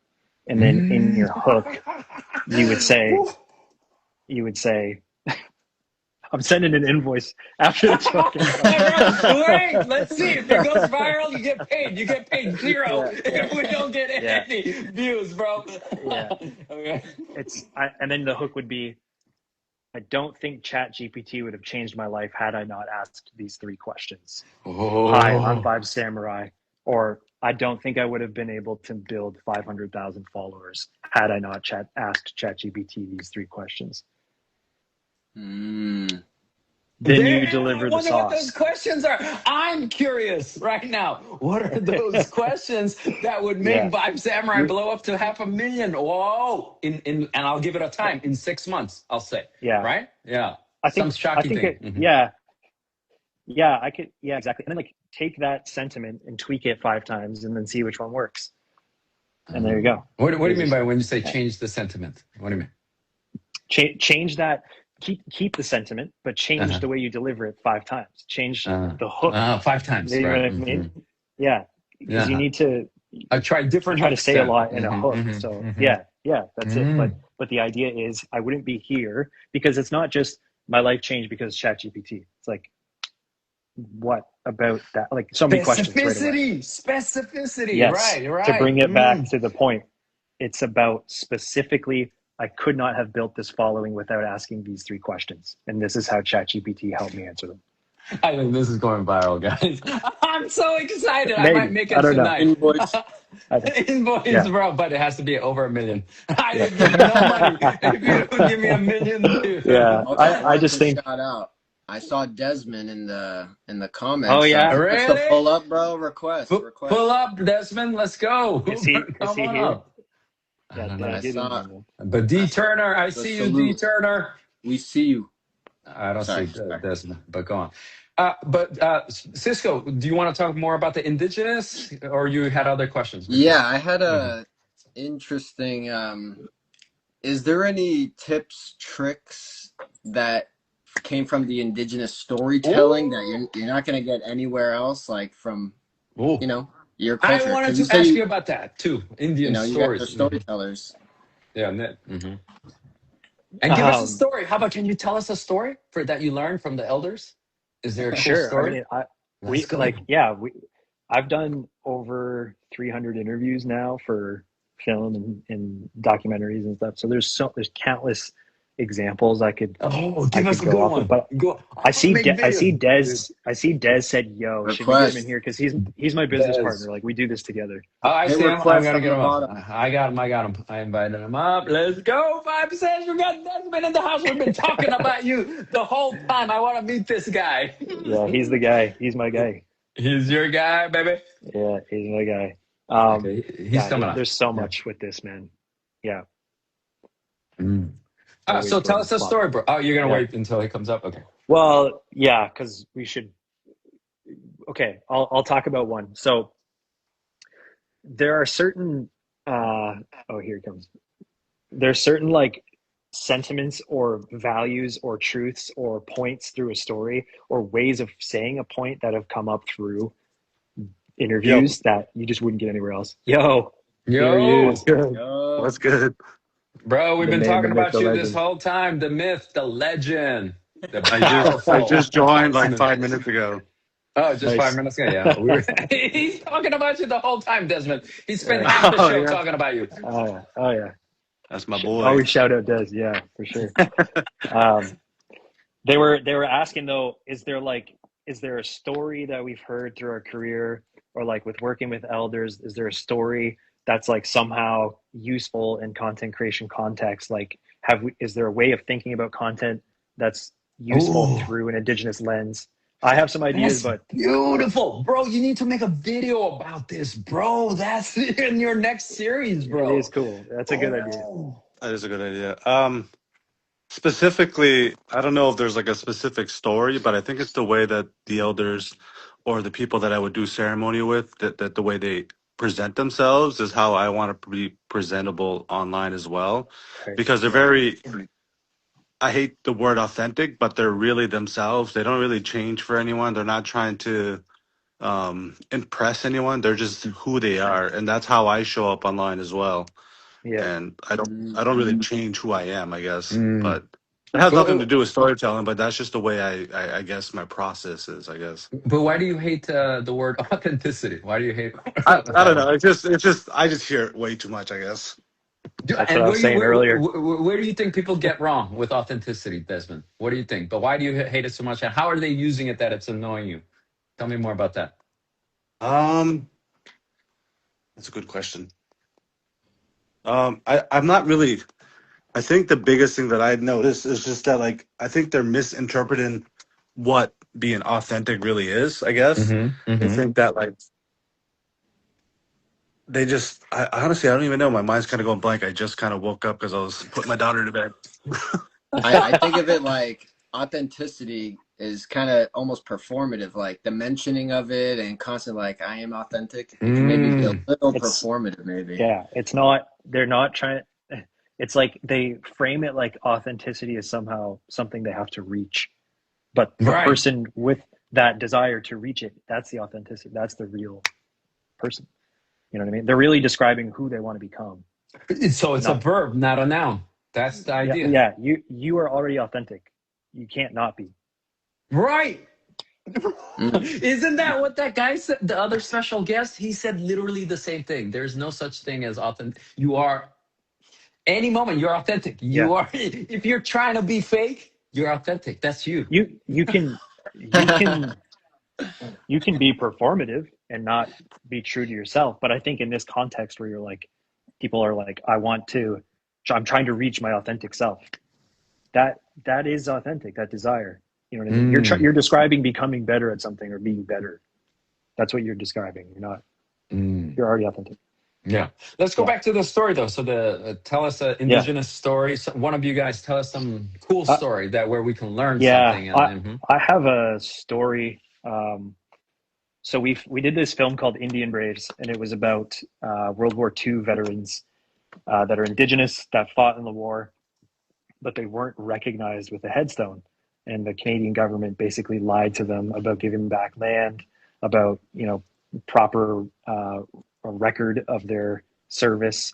And so there was no record of the service. And so when they went to get a headstone, they couldn't be supplied because they didn't have the information. So we made this film about that and the people who were trying to make a difference. And we filmed with this guy, and his name was John. I spent all day talking to John on camera, and I was trying to crack him. He just was like very matter of fact, like type A, kind of like just stoic, like information kind of guy. Did not give me any ounce of emotion, but I knew I had to get some level of emotion out of him. And how did you do that? Yeah. So end of the day, I just we already did our interview and we're sitting there and we're recording him. And he had mentioned his dad a couple of times in a way that I saw a little glimmer. So I was like, tell me more about your dad and tell me more about what he was to you and stuff. And he just got quiet for a second.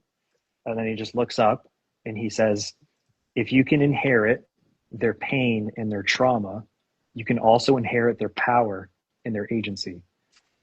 So in that moment, I was like, boom, there's the fucking trailer line. That's an incredible Dude, sentiment. is that a hook? I think that's a hook right there. It is. But That was the in trailer, wasn't it? it was in the Wow. trailer, yeah. Yeah.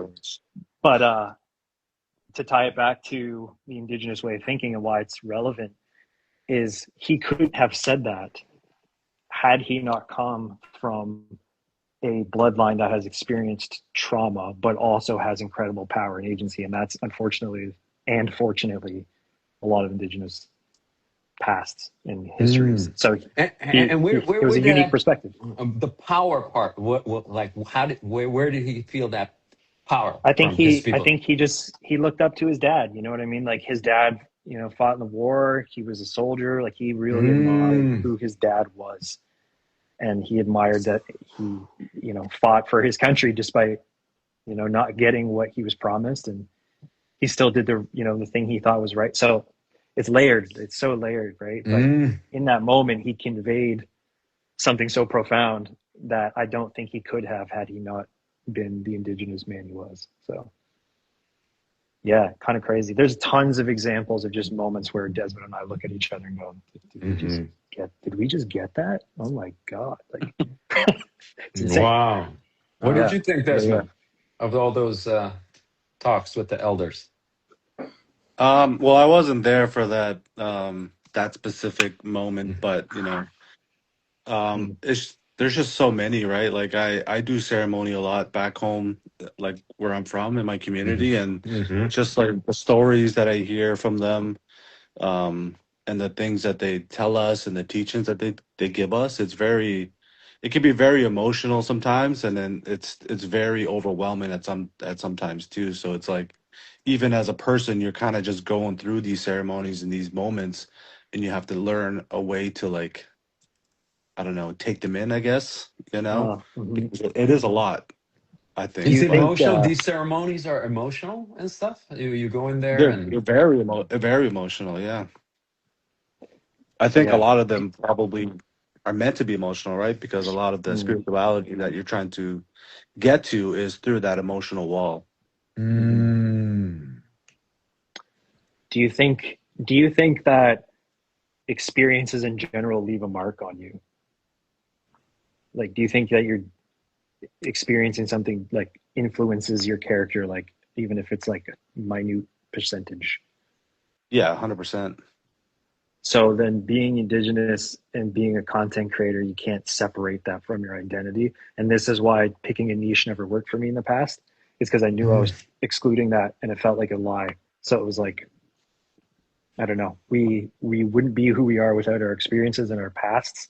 And I like to think that comes out through your content over time. Like it finds a way to break through the camera and like that's what Yeah, people follow. Yeah. I know it was tough for me too because like I know you and I both just like talk so much about niching down what kind of Yeah. content are we going to talk about, but then nothing ever felt good. And You should talk Right. about your video. You should talk about your video, bro. The one that blew up. I was telling them about Yeah. it. Yeah. Tell us about yeah, that. How'd that feel? okay, How'd yeah, like that that feel? was that was kind of crazy because that's like the first time I've ever had a video like go viral, Uh-huh. and it was I don't even know what it's sitting at now. It's like 394,000 views. That's a lot for me, because like I Uh-huh. started this challenge at 3,000 followers, and When? that When was did you mainly just start? like that was in May, right, Nate? We started in May, It was like May. end of May, early June. We took it and serious. Yeah. yeah, end of May, I had 3,500 followers, and then now it's August, and I'm at 30K now, Damn, you're which is kind of neck and neck. Wow. You guys, wow. And you guys have been helping each other, trading strategies and all Oh that yeah. stuff. yeah. I Yeah. mean, as much as we Yeah. can, we talk as much as we can. We like trade ideas, and we're just trying Yeah. to And they're at the help each same other, keep each other followers. motivated. That's so Yeah, beautiful. Damn. Nate's Yeah, they're passed me tough. now. Right. Hey, but Desmond, do you talk more about the indigenous stuff? Because on Nate's channel, I only see one video. So, and I'm wondering why. I'd say yeah, because it's like I think it's not that like we're different. We are experiencing our culture differently because a lot of my life is from, I grew up on the reservation. Oh My yeah, wife is you got also that res riz, right? You got that res riz. yeah, exactly. So like my life is there. My wife is also indigenous, so my kids are indigenous. So it's all Ah. very a part of my life at all times. but I'm trying to balance it, right? So I think it's a lot of balance because I don't know how much I want to share because I can't share everything, like ceremony is sacred, so I can't share that. But, I also want to be able to share like, just life and things that I've been through, You're a Mm, filmmaker, like mm, A filmmaker, yeah. a Trying to tell technician plus stories. camera op. Yeah, mm, Yeah. Like my yeah, job is like I make videos. That's like my mm, job. But I'm trying to mm. find yeah. a way to be I don't want to tell the news, I want to be the news as well, if that makes sense, Mhm. Because I think a lot What do of you mean you times be the news? What does that mean? well, I think as a filmmaker, you tend to be like, oh, I want to go and film this and tell this story. But obviously, you're not in the story. But I want to be able to be the story as well, right? And Ah, help mhm, help the youth, help my community, help other indigenous people find their path, right? Like Nate and I, we're dreaming up a lot of scenarios right now, and hopefully we can motivate indigenous youth to, find other ways to better their lives, I think. mm. Yeah, What's happening with the indigenous youth right now? Well, I think it's just like a lot of small town things. Sometimes you can get locked into like a little system that you can't really break out of this cycle. Like Mm, where I grew up on the res, drugs, alcohol is definitely like mm, a big prominent issue. But, I think mm. I got lucky because I joined the army out of high school and I was able to leave the reserve and, mm, find a mm, life. But, some people don't get that chance to actually leave and they don't ever leave the reserve and never find a way to do something. Hmm. They're the fastest mm. growing population in Canada. Yeah. Yeah, Yeah. With Wow. less opportunities. What's the yeah. range of generations like? Is it mostly older, or is there a lot of young people coming up? Like,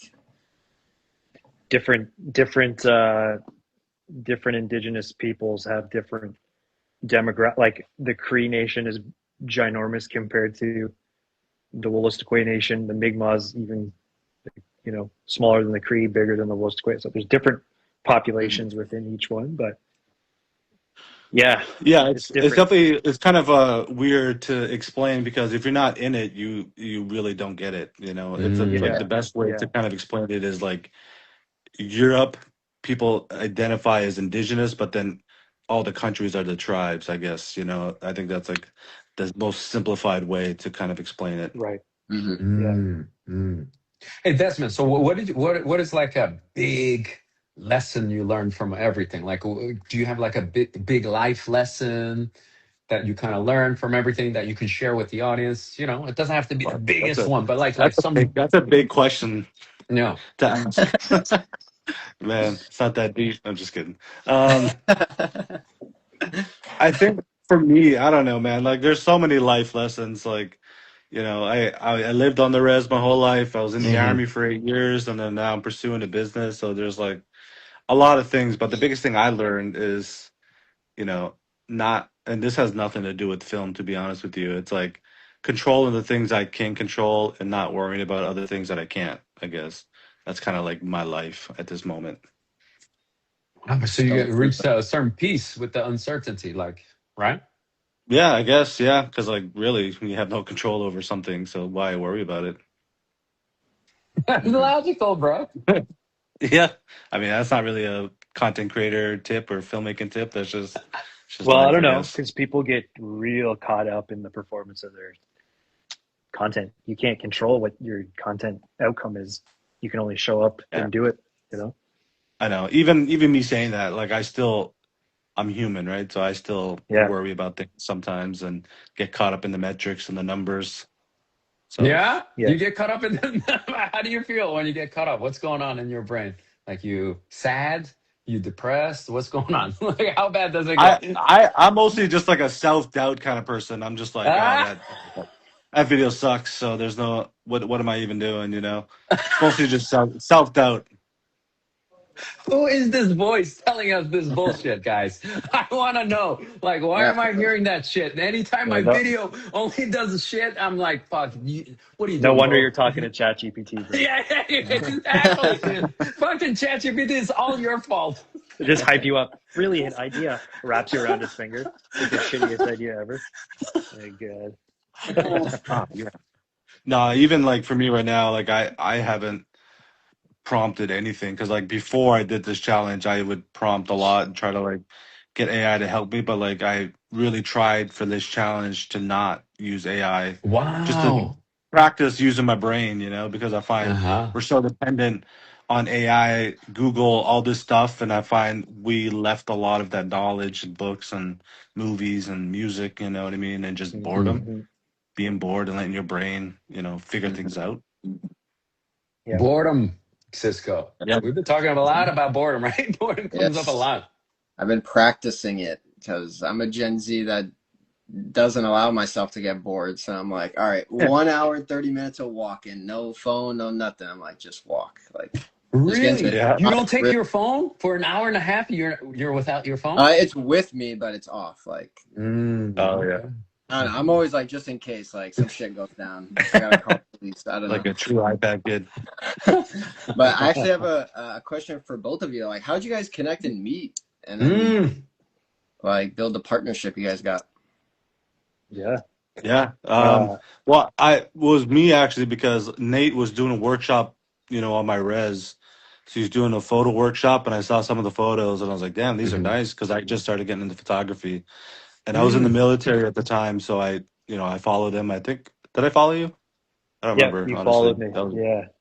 yeah, I Yeah. followed you on Instagram, and then You we met just on kind of Instagram?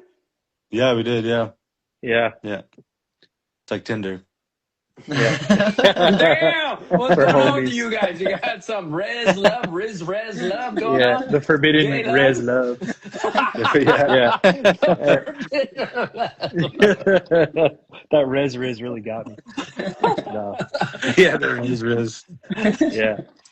No, love. he followed me, and I was working for a company where I had to recruit indigenous youth for like passion projects and stuff. And I saw he was into photography, so I hit him up and I was like, "Do you want to do this thing?" And he's like, "Yeah, sure." So we had coffee, and then Des started creating little short films of Mm. interesting people. And he did one on my dad, and I was with him when he shot it. And then I was in photography for years and years before that, so we just kind of were like, "Why don't we start doing this together and just see what happens?" And then, yeah, here we are.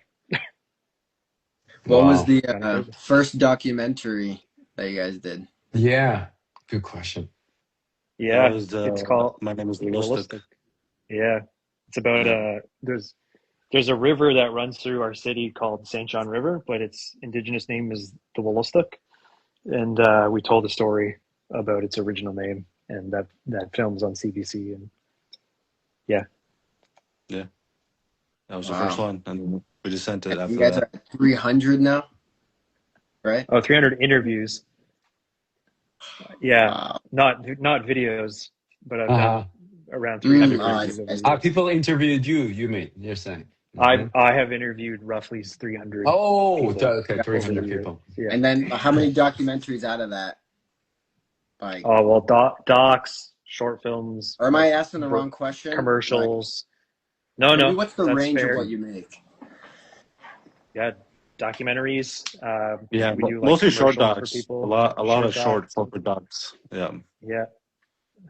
Anything, man. So, Anything. Yeah. Yeah. Do you guys have a favorite? Maybe you guys have a unique favorite one? Hmm. one of our Yeah, which one? films. Yeah, which Yeah, one's your like, most favorite? Your favorite doc, and why? Hmm. or interview, or, Yeah.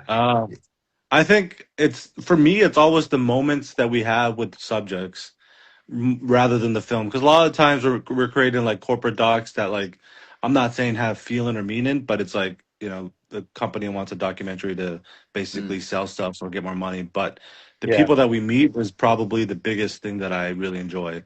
Like the one that sticks out to me is when we saw Leah Bill. You remember that? Yeah. For That Inspire. was just like a magical moment. We're like in the foothills in Alberta.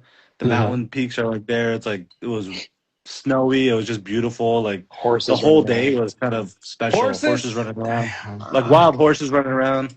It was cool. Yeah. Um, That's a nice uh, image right there. Wow.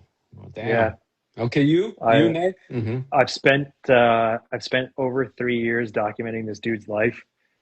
It's not, the film's not out yet, but it's called Jerry, and it's about this guy named Jerry who's struggling with addiction and homelessness, but he was run over by a car, and he was kicked out of the hospital halfway through the treatment. So his body never healed. So his body is like, it's awful, man. It's awful. Like his knee, when he walks, his knee inverts the other way. His shoulders take all the way. Like it's brutal that this person deals with this. So I met him, got introduced to him by somebody, and I've been filming his life for like 3 years. So that's the one that sticks out to me. What did you learn from that? What did you learn from that? And his reaction to what is a big thing from life that, I don't know, like any conclusions or whatever. Yeah. Mm-hmm. What was? Couple of things, man. Like one is that, just being healthy, like how much we take that for granted. I think is the obvious answer. But another one is Jerry told me at the beginning of the film that he couldn't make his appointments for his surgery for X, Y, and Z, and he had a reason. And then 6 months into filming, after that conversation, because I'd spent so much time with him, he said, "I lied to you, and that's not why I didn't go. I didn't go because I was scared." So I have both of those statements and this time in between. And the biggest lesson from that is to really get magic on camera. Desmond and I have known this forever, but to really get magic on camera, you need time and you need access to a person's life. And you can't just make a compelling film. Sometimes you can, but if you have time with the subject, they learn to trust you. They normalize the camera, and things just happen in front of you that you never could plan for. And that's the most beautiful thing about documentary, 100%. It's like Jared's film Kung Fu Elliot. That's go watch. That's a whole definition of that. That film's crazy. Kung Fu Elliot? Go watch Kung Fu Elliot. Everybody in this on YouTube chat, you guys. I think it's on Apple. I don't know where it is. It used to be on Netflix, and I'm not sure. Okay, I'll look it up. Yeah, but I think you can buy it on iTunes. Why do you want us to watch it, Kung Fu Elliot? It's just a crazy film. It's just funny. Like indigenous Kung Fu people? No. This is like Canadian maritimers, like really nasty people, kind of just ridiculous. He's this guy delusional. He thinks he's Jackie Chan, and he's not. And he thinks he is. And Jarrett documented his life for a couple of years, and it's just the progression of lies. And you see, like he's got a relationship that crumbles on camera, like and it's all real, all happened. It's insane. It's the most insane. And like some of the scenes, man, I'm just like, fair warning, like there's some pretty gnarly moments in that movie. But so it's a comedy or what? But it's a doc. It's a comedy. It's a documentary. It doesn't feel real. It feels like it's all made up. But it is real. You're saying it is. Yeah, it is real. Damn, I gotta watch this. It sounds good. It's insane. Yeah. Wow. Yeah. Cisco, you have any questions? I don't know if we ever really got to Nate's like even journey, like from start to finish too. But because were you saying you didn't grow up in the res? Or Yeah. And then you kind of like came back, and I'm kind of like curious. Yeah, because and go to your video, because you talk about in your video, I wrote this down somewhere. You see, the thing that was interesting, like I said, it was your indigenous. You were going to say, I want to talk about my indigenous background. And that really caught me. I forget what you said, though. But you said like something about the dopamine thing, right? Like you said, you hedged it. Why are you hedging it? Why do you have to say, this is not going to give you dopamine? And, like almost like you're apologizing or something, or hedging, right? Well, why did you choose those words? Yeah. That was just a hook that I thought was matched the vibe of the content. It's always about the hook, baby. Wait, you've never heard that hook? You've never heard? No. Oh man, that's a big one. I gotta try that tonight. I gotta try it, bro. Yeah. Oh, no. That's so great. You're not gonna get any dopamine from that. Yeah. But it was also true because like all of my videos before that were like offering value or something, you know what I mean? And that video wasn't about that. So I was just like, Yeah. to my follower, like, fair warning, it's not going to be Yeah. the same content. But I like that. But go into that, like with the Yeah. identity, and I'm a Korean American. I grew up in the U.S. There's some of that, but like for you, it seemed like way deeper. So yeah, go over that. It's an interesting background, specific, like for all indigenous people. Like we like to say, we're all indigenous that experience that identity differently. And for me and my family, my grandmother moved away from the res when she was in her 20s, moved to the States. That's where my dad was born, moved back. I didn't grow up on the res. I mean, I grew up going, but I didn't grow up on it. And the identity part, like I never had to question it. I knew it was a part of me. My dad's like an indigenous artist. My grandmother's, fluent speaker of the language and stuff like that. I never had to question it. But until like Canada's history, like 2016-ish, I don't know if you guys know that, but like all of the children's bodies were discovered at the Kamloops Indian Residential School. So that there was like hundreds of bodies discovered. That there. was news. So that, I remember that yes, news. yeah. Oh my gosh. So that just put a magnifying glass on us as native. Like before that, it was like it just is what it is. But then it was like people asking you questions all the time, nonstop, trying to understand, expecting us to have answers. And I'm like, dude, I don't know. But it forced me to pay attention to that part of myself in a way that I hadn't before. And I realized how special that was. And then I realized like, damn, like, there's a preservation element to this, especially being Wolastoqey, because our history is not written, it's oral. We didn't write anything down. So if people stop telling stories and they stop participating in the culture, it's just gone, right? And we're a small population, so there's even more risk. So there's lots there. So for me, it was about how am I going to participate in my culture and begin to preserve parts of that. You know what I mean?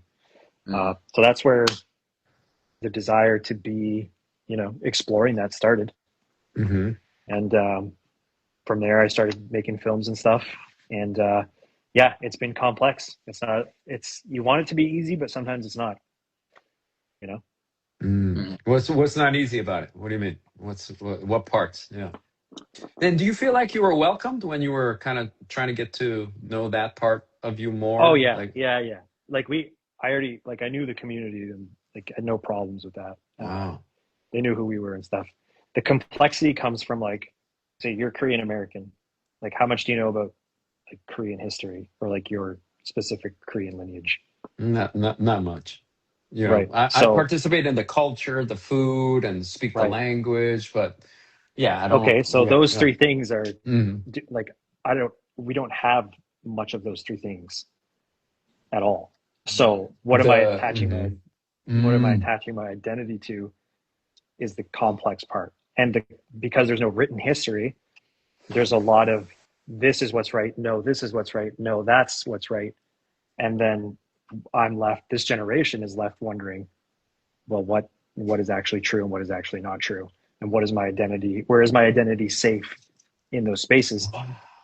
While also being like a white passing on, like, you know what I mean? Like, so there's always, so it's almost just like complex. it's like a fading. It's a fading of. But right? then there's this very strong desire to stop that from happening. And so we're in a position where it's like now or never. You have to make some decisions. You have to do some stuff. Otherwise, it's all gonna go. So it's complex that way. It feels like but there's such a strong desire to just exist and not have to be feeling complex about it. And this is for real. Like Desmond backed me up on this. The effects of colonialism. That's what it is. That's what it is. That's what we're experiencing. Because I think people said it like oral tradition was taken away. So that's exactly right. The effects of colonialism ripple throughout time, and the way we're feeling it right now is by being confused about who we are as Wolastoqey people. But not all cultures feel that. That's kind of unique to us, and we're very proud of who we are, and we're trying to step into that, but it's not easy. Like this is a unique history that I'm talking about here. It's not all Yeah. indigenous, like Canadian indigenous people. This is like specifically where I'm from. Right. That makes it complex for me. Yeah. Hey, so Wow. so damn. Go ahead, Cisco. Damn. Go No, ahead. just like the oral history part, and just Yeah. like you got to get everybody in the room to let them know, and then that guy could maybe forget and say it Right. wrong. Right. So it's like, how do Gated you trust that telephone. guy? Yeah, the 7 telephone. Yeah. Yeah. It's crazy, man. It's crazy. But then like you want to have this pride because there's this huge indigenous renaissance happening in Canada where it's like Oh, so it's things are like it's happening, the awakening. it's amazing, man. It's like Oh, tell us there's about so much that. opportunity. There's so Wow. much like, well, that's why we started our career. Like that's why we became It's Wabanaki funny saying media. that today, though. Yeah, it is. What do you Yeah. mean? After we Why? just What? got, well, we're in the midst of like trying to bring a TV show to life, and we Yeah. got bad news today. But Yeah. we'll keep going. Keep Yeah. going. Yeah. Don't give up. It's part of it. It's part of it. Yeah, it's a part of But the process. But yeah, tell us man. about No, the Canadian Renaissance. What's yeah, causing it's that? great. Like, what is? You know what's so interesting? Before you go into the Canadian Renaissance, like the whole K-pop thing is super interesting, right? Like Yeah, man. there was Yes. like when I was younger, it was just Yeah. geeky to be Korean. You know, like all the TV Mm. shows were lame. At some point, the government decided to pour energy into to spreading the culture, right? Yeah. And then in a decade or two, it worked, right? And now there's this K-pop, and that whole view how women view Yep. Asian men is different, right? Like Right. so, Yep. there is that power. And I always thought, like, hey, if we just get like Asian dudes in actual roles, not like nerd guys or Yeah. geeky math guys, actual like love interests and stuff, I think things will change, right? And so that happens. So I feel like this culture can change in the preservation if you're good at Yeah. it and sharing that story. That could really propel, right? And so I'm very happy to hear there's some kind of renaissance. So tell me more about that. Yeah. Totally, man. Well, I told you that history, like 2016, that terrible, history came to light, but it needed to, Mm-hmm. and people talk about truth and reconciliation. That's like a big saying in Canada. And the truth has to happen first before you can reconcile as a country. So once that happened, it just shifted the country's attitude toward indigenous funding, indigenous opportunities, indigenous presence. Like all of that stuff started to build momentum, and it's been 10 years of that, and it's been incredible. It's the reason why, like, I don't know if we'd actually be here talking right now or like making content if any of that hadn't have happened. Like, would you be a That's true, content creator, man. Des? No, probably not. I'd probably still be in the army. Yeah. Wow. You left the Yeah, army for this. Wow. yeah, I did leave the army for this. I didn't, Yeah. I didn't want to do it anymore. Wow. Yeah. Anyway, Bro, it's so a from lot, that but to from yeah. that tragic revelation, Yeah. this It's almost a awakening butterfly happened. effect. Yeah. Yeah. Like Yeah, all that's these things true. had to. Butterfly effect. And someone else said It's things yeah. always evolve even when we think it won't. It's like will this is the new reality. Let's do this. I don't know if that makes Yeah. sense. That makes sense? Okay. Yeah. Yeah, man. Yeah. It's Damn. So do yeah, you feel like it's it being needed to preserved? happen. You think things are being preserved? Like this whole your mission of preserving the history, is it being recorded? What's going on? And also for Desmond, like you were saying, like the ceremonial part, the most spiritual part, you don't want to talk about. So how do you preserve that? Is that how do you like Well, you know? it's not that I don't want to talk about it. It's just not my place to talk about it, right? Like, it's it's the elders and the chiefs that run the ceremonies. It's kind of up to them. But to me, I just don't feel like I'm in the right place or have the right knowledge to actually talk about it because I go through the ceremony. I'm not doing the ceremony. I'm not teaching it, Mm, right? I'm just doing mm, it. So it's a bit different when you do it like that. But I'd Mm. say the ceremonies are strong because like they're taught, people go to them, and there's a lot of people who show up for them, right? So it's hard because obviously you can't record them, you can't film them, you can't hmm really write them down. You just have to go and experience it. Mm. But yeah. But I think the language and the culture, like like I say like powwows and the more, socially visual cultural events, I think a lot of them are being preserved pretty well, especially Mm. nowadays, because now the language, there's a fight to bring the language back, like with all languages, I think. And Mm-hmm. you know, what we do as indigenous filmmakers, we definitely try to find a way to tell the stories that we were taught as kids or we learn from other people to try to preserve all of that. But Yeah. it's a hard thing to do, right? We're never gonna do Yeah. it Alone. No. alone. Yeah. We, Yeah. we play a part in it, and it's how it's a big part of how we feel, or for me anyway, how I feel connected to it.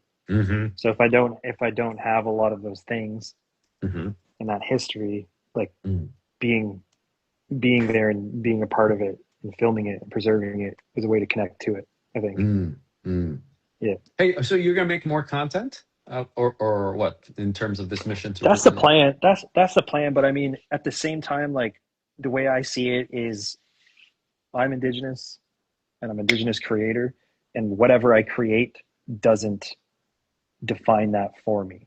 It because it Yeah. comes from me. It's coming from an indigenous creator. It's like Oh How yeah, man, can I you love make this that. good content? Because I think right. a lot of people have like a misconception of indigenous creators that when we make content, it's got to be about a powwow, it's got to be Yeah, about a it's got to be ceremony. dancing. Got to But be I want to singing. Yeah, know. I it's want got to to know be about the sacred. powwow. What is a powwow? Like that, a little video about that would be amazing. Like interesting things about a powwow. I don't even know what that Yeah, is. Yeah, I mean, a there's powwow is creators who like do that for sure. it's a social event basically. It's like, you know, um, it's meant to be happy. It's like there's singing, Mm-hmm. there's dancing, there's Oh, Yeah. vendors, there's food, right? So it's ah, everyone's welcome. So I don't know Hmm. where you live, but like I think, you know, if you're around, you can definitely go to a powwow. oh wow, Yeah. cool. Vibe Yeah. session and a powwow. Yeah, we'll do Oh that one yeah. That'd be time. pretty sick. Yeah, hey, let's do Yeah. it. Let's. Hey, he's a filmmaker. Let's do a vibe session somewhere very cool with like cool people. And yeah, I think Horses there's in a the background. horses in the back. I want to experience that shit, bro. Imagine we're doing vibe session. Horses are running around us and stuff. Yeah. That'd be crazy. Oh. Yeah, man. Are you guys Yeah. seeing a lot of other indigenous creators, or Good question. like, have you Yeah. guys connected with them too? Like, Yeah. is there a lot or Um, not?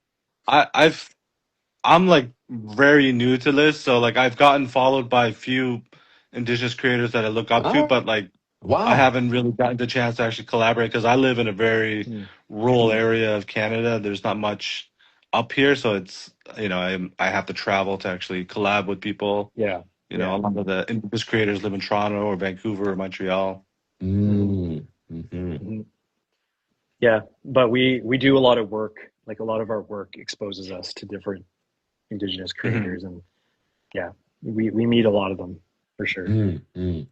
Hey, Nate, I just wanted to ask you, since you're a father recently, right? Yeah. With your son Gabe, right?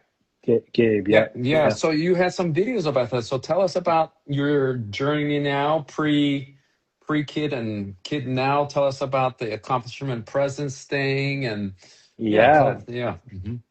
For sure, man. Yeah. My son, he's 7 months old, and it's interesting. Like Des said this early on, and it was true. But having a kid, like a lot of people use it as an excuse, I think, to not do the thing that they want to do, or like their time inconvenience or whatever. But if they become your reason, or like you frame it that way, it's like they're not an excuse. And actually, since he's been here, my life is actually a lot more structured, which is Mm-hmm. interesting.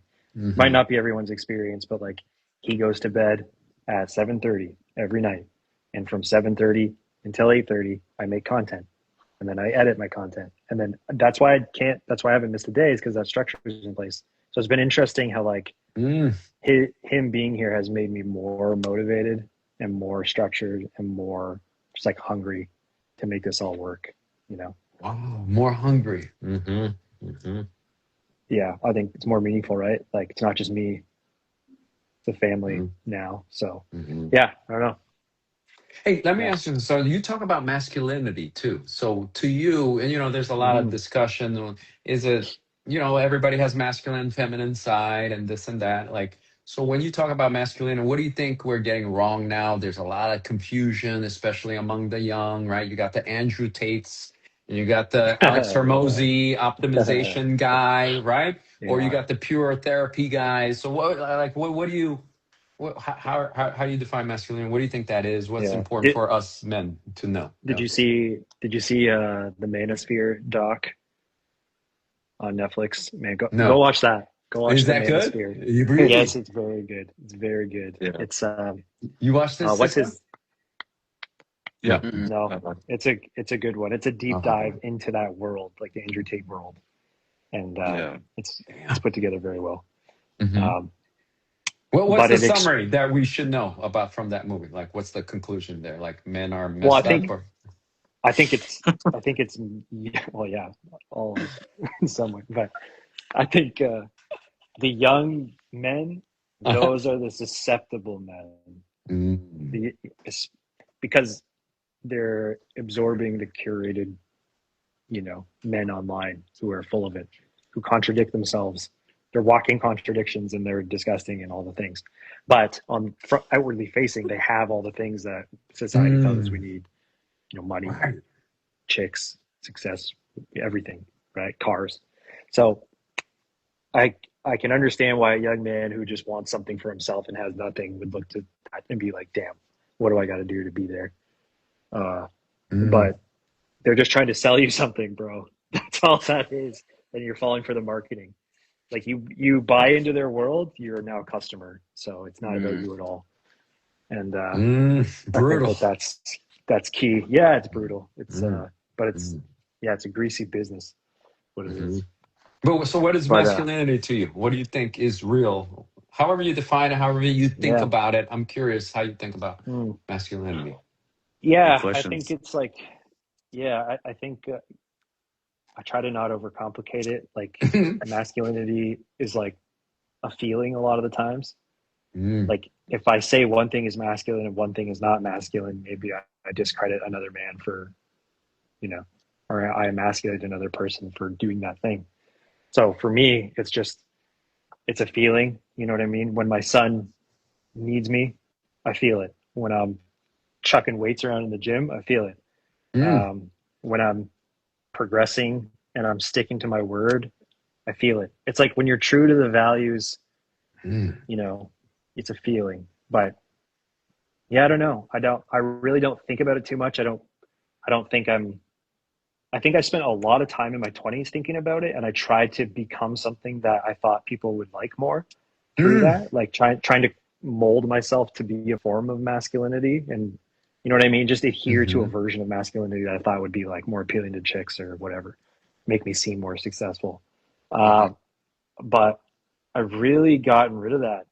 Being at the age I'm at now, it just feels like I went through that phase and I got rid of it. Mm. But that's so deep, bro. Like, how can a young guy come to this deep conclusion? What would you say to a young man who says, how should I be? I'm asking, you're just going to say, feel it, right? I mean, I understand you exactly what you're saying, but that's going to be Yeah, hard for a younger dude to understand. So, what do you tell that yeah. person?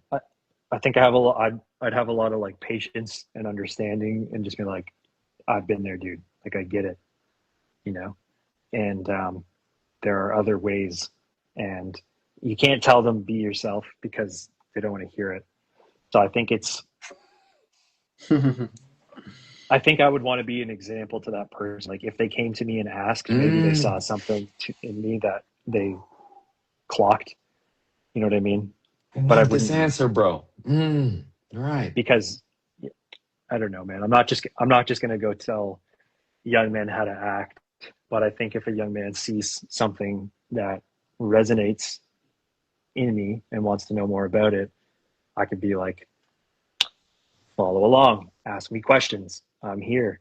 Like when you feel the temptation to be something that you're not, remind yourself that you're just being sold something.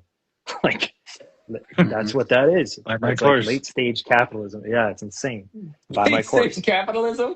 Are we That's what it feels headed? like, man. We don't need to go into that direction. But I'll go into next time. Next yeah, time. He's next a time. true intellectual omnivore, this guy. We're late stage. What is that book that all the Yeah, Bitcoiners read, Cisco, about the fourth turning? Fourth turning, yeah. right? Yeah. Well, it does introduce something interesting that's like everybody wants a personal brand now, right? Like that's Uh-huh. like the biggest thing. Like you need a personal brand in order to succeed and like climb to the top and be Uh-huh. popular on. But there is a part of it I don't think is explored enough, which is the fact that like we're siloed into individual, like being an individual so much, and we spend time with our phones alone, and we're always alone. And the more that we praise personal brand and individualism, the further we get away from community. And you talked about how being indigenous is important in a social media context. Community is everything, and we're human. Like that's what humans literally need is community. Right. That's we wouldn't have made it here without it. Right. But then you're building a personal brand too. So you're saying we should do both. We should build a personal brand and somehow link it to community. Yes, you should build like 100%. Like you will build a personal brand by talking about the things that are true to you, but you Mm-hmm. don't have to sacrifice community in order to do it.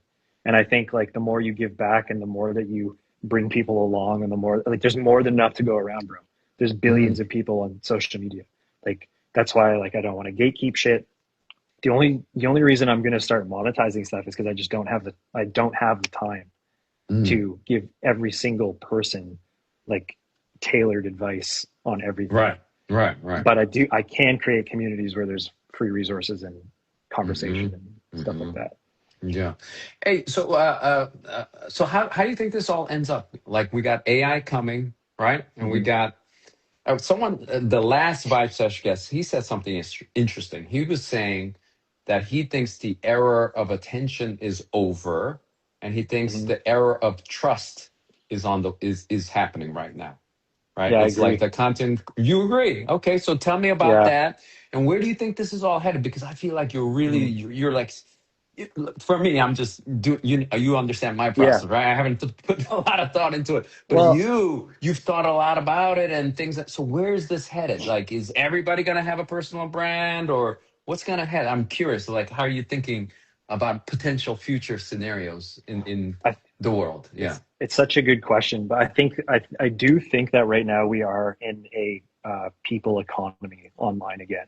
So I do think that people are starting to follow people again and Mm, not have to gain value from every single thing, because we went through that phase where it was like the advice, and this advice still lingers and it's like partially true, but there's a way to package it, but provide value. But now there's so much value out there, it's oversaturated. Your advice isn't going to stand out anymore because there's a billion other people that have said it already. So a lot of people are coming to me saying, well, Nate, I gave the value, what's happening now? It's like, well, you extracted yourself from the equation. You know what I mean? Like the more mm. you shine in your content, shine through, I think the better you're going to grow. And that's why I think like just trying to talk without a script is good, because we're not using one here, and I have a Mm-hmm. better sense of who you are, and you know what I mean. Like that comes through. You like this version So better, Nate? I just want to check. it's a dude. It's a great version. I love it. It's totally different than some of your videos. Yeah, Is what which I've one you noticed. like better, bro? Which one? Take a The, side. oh, dude, this one for sure. This one for sure. Damn, I'm gonna do it Yeah. because he's the expert, Cisco. I'm gonna try some videos. You're No, I'm inspiring not me, that. bro. You're You inspiring me. Woo. you're the one that grew 500,000 in like 6 months or whatever.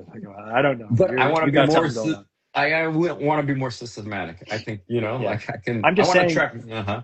Yeah, for me, like I struggled with this stuff, so I had to find a way that worked. I had to. This is another thing.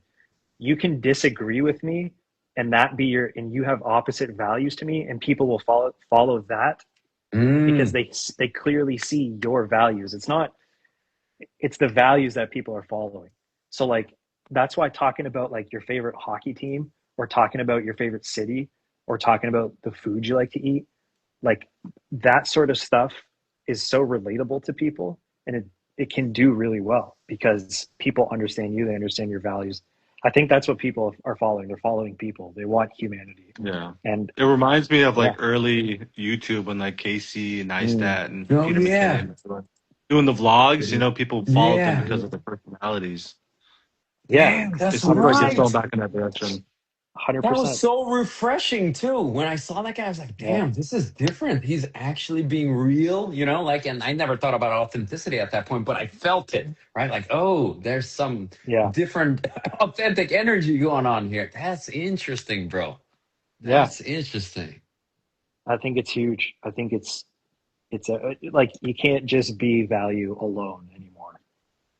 It just doesn't work. Mhm. You have to find a way for you to be a part of that. And are you optimistic and hopeful, like with AI coming and the algorithms? See, so for now, I feel like the algorithms it can be good or bad, right? It can create division with tribalism, politics, and all that stuff.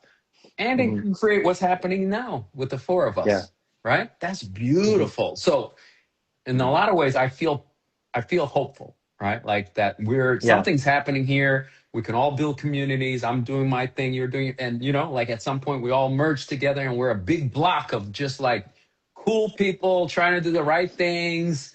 Maybe the details we disagree on, but like there's a common value, right? Like of just Mhm. decency and freedom and being open and curious and all the things that we talk about with intellectual omnivores, right? And Yeah. forming like a bigger and bigger community and being a true cultural and political force in the future, right? Like Yeah. to a point that we're a true, powerful political bloc. I don't see why that can't happen, right? With the algorithm. So anyway, that's why I'm hopeful, but I don't know how you're thinking about that. I think two things can be true at once.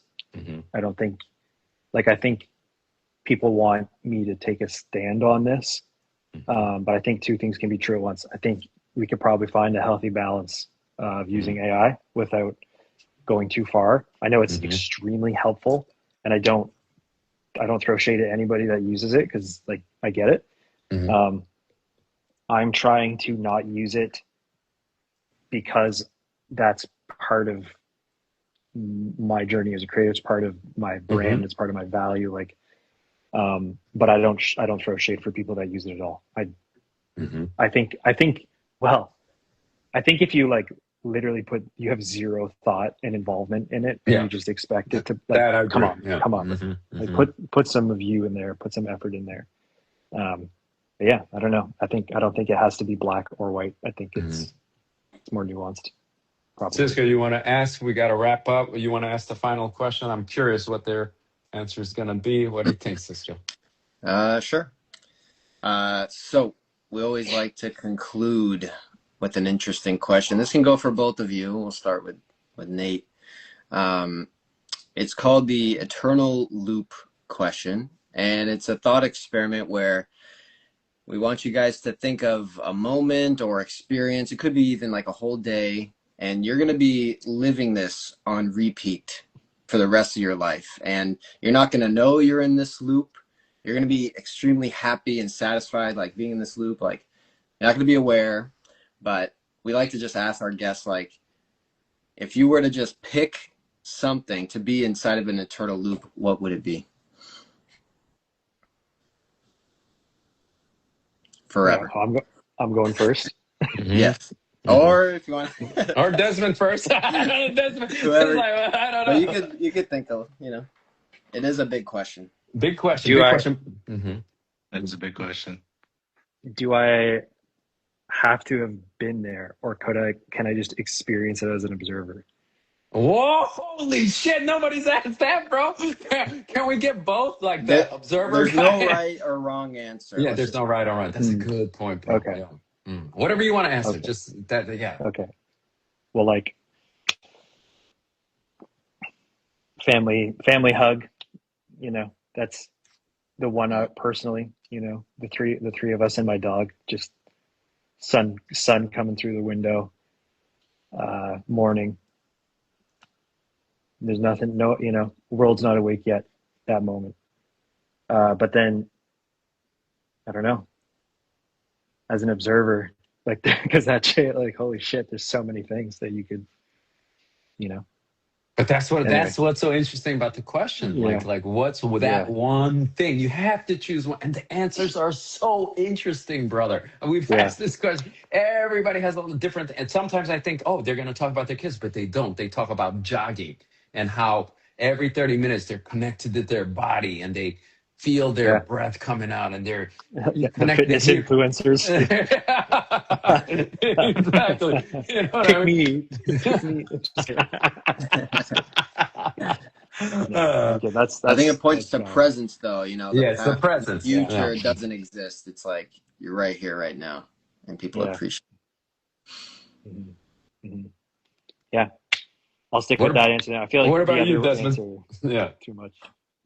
I mean, my first thought obviously goes to my family because it's like, you know, what's the whole point of life, right? Your kids.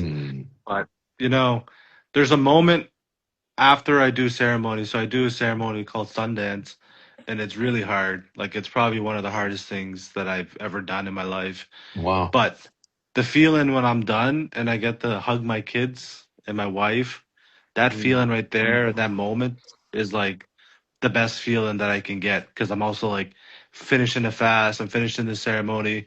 I emotionally I've been seeing them, but I can't talk to them, and then I finally get to like embrace my family again after 4 days. Like it's the best feeling in the world, and living in that high, like because it's like I'm also sober, so I've been sober for over 6 years now. And like that feeling right there gives me a high that you can't ever get from any drug or alcohol, you know? So it's like I would live in that moment forever if I can. Damn, that's the best answer ever. Bro, somebody make a video out of this. Wow. Wow, that was so specific. Bro, Nate, specificity, bro. Specificity right there. Bro, literally he picked a moment when he's back from the ceremony, he's fasting, he's hungry as hell, and you know, like all kinds of shit is going on, it's rough, and then he sees his family. That moment right there, he wants to put on repeat. Yep. That's it. Are you jealous of his answer, Nate? Both answers are beautiful. I was just thinking I want to see the results of that hook tomorrow. That hook from earlier. Yeah, I'm gonna do it. I promise you, I'm gonna do it. It's gonna be hysterical. Nice.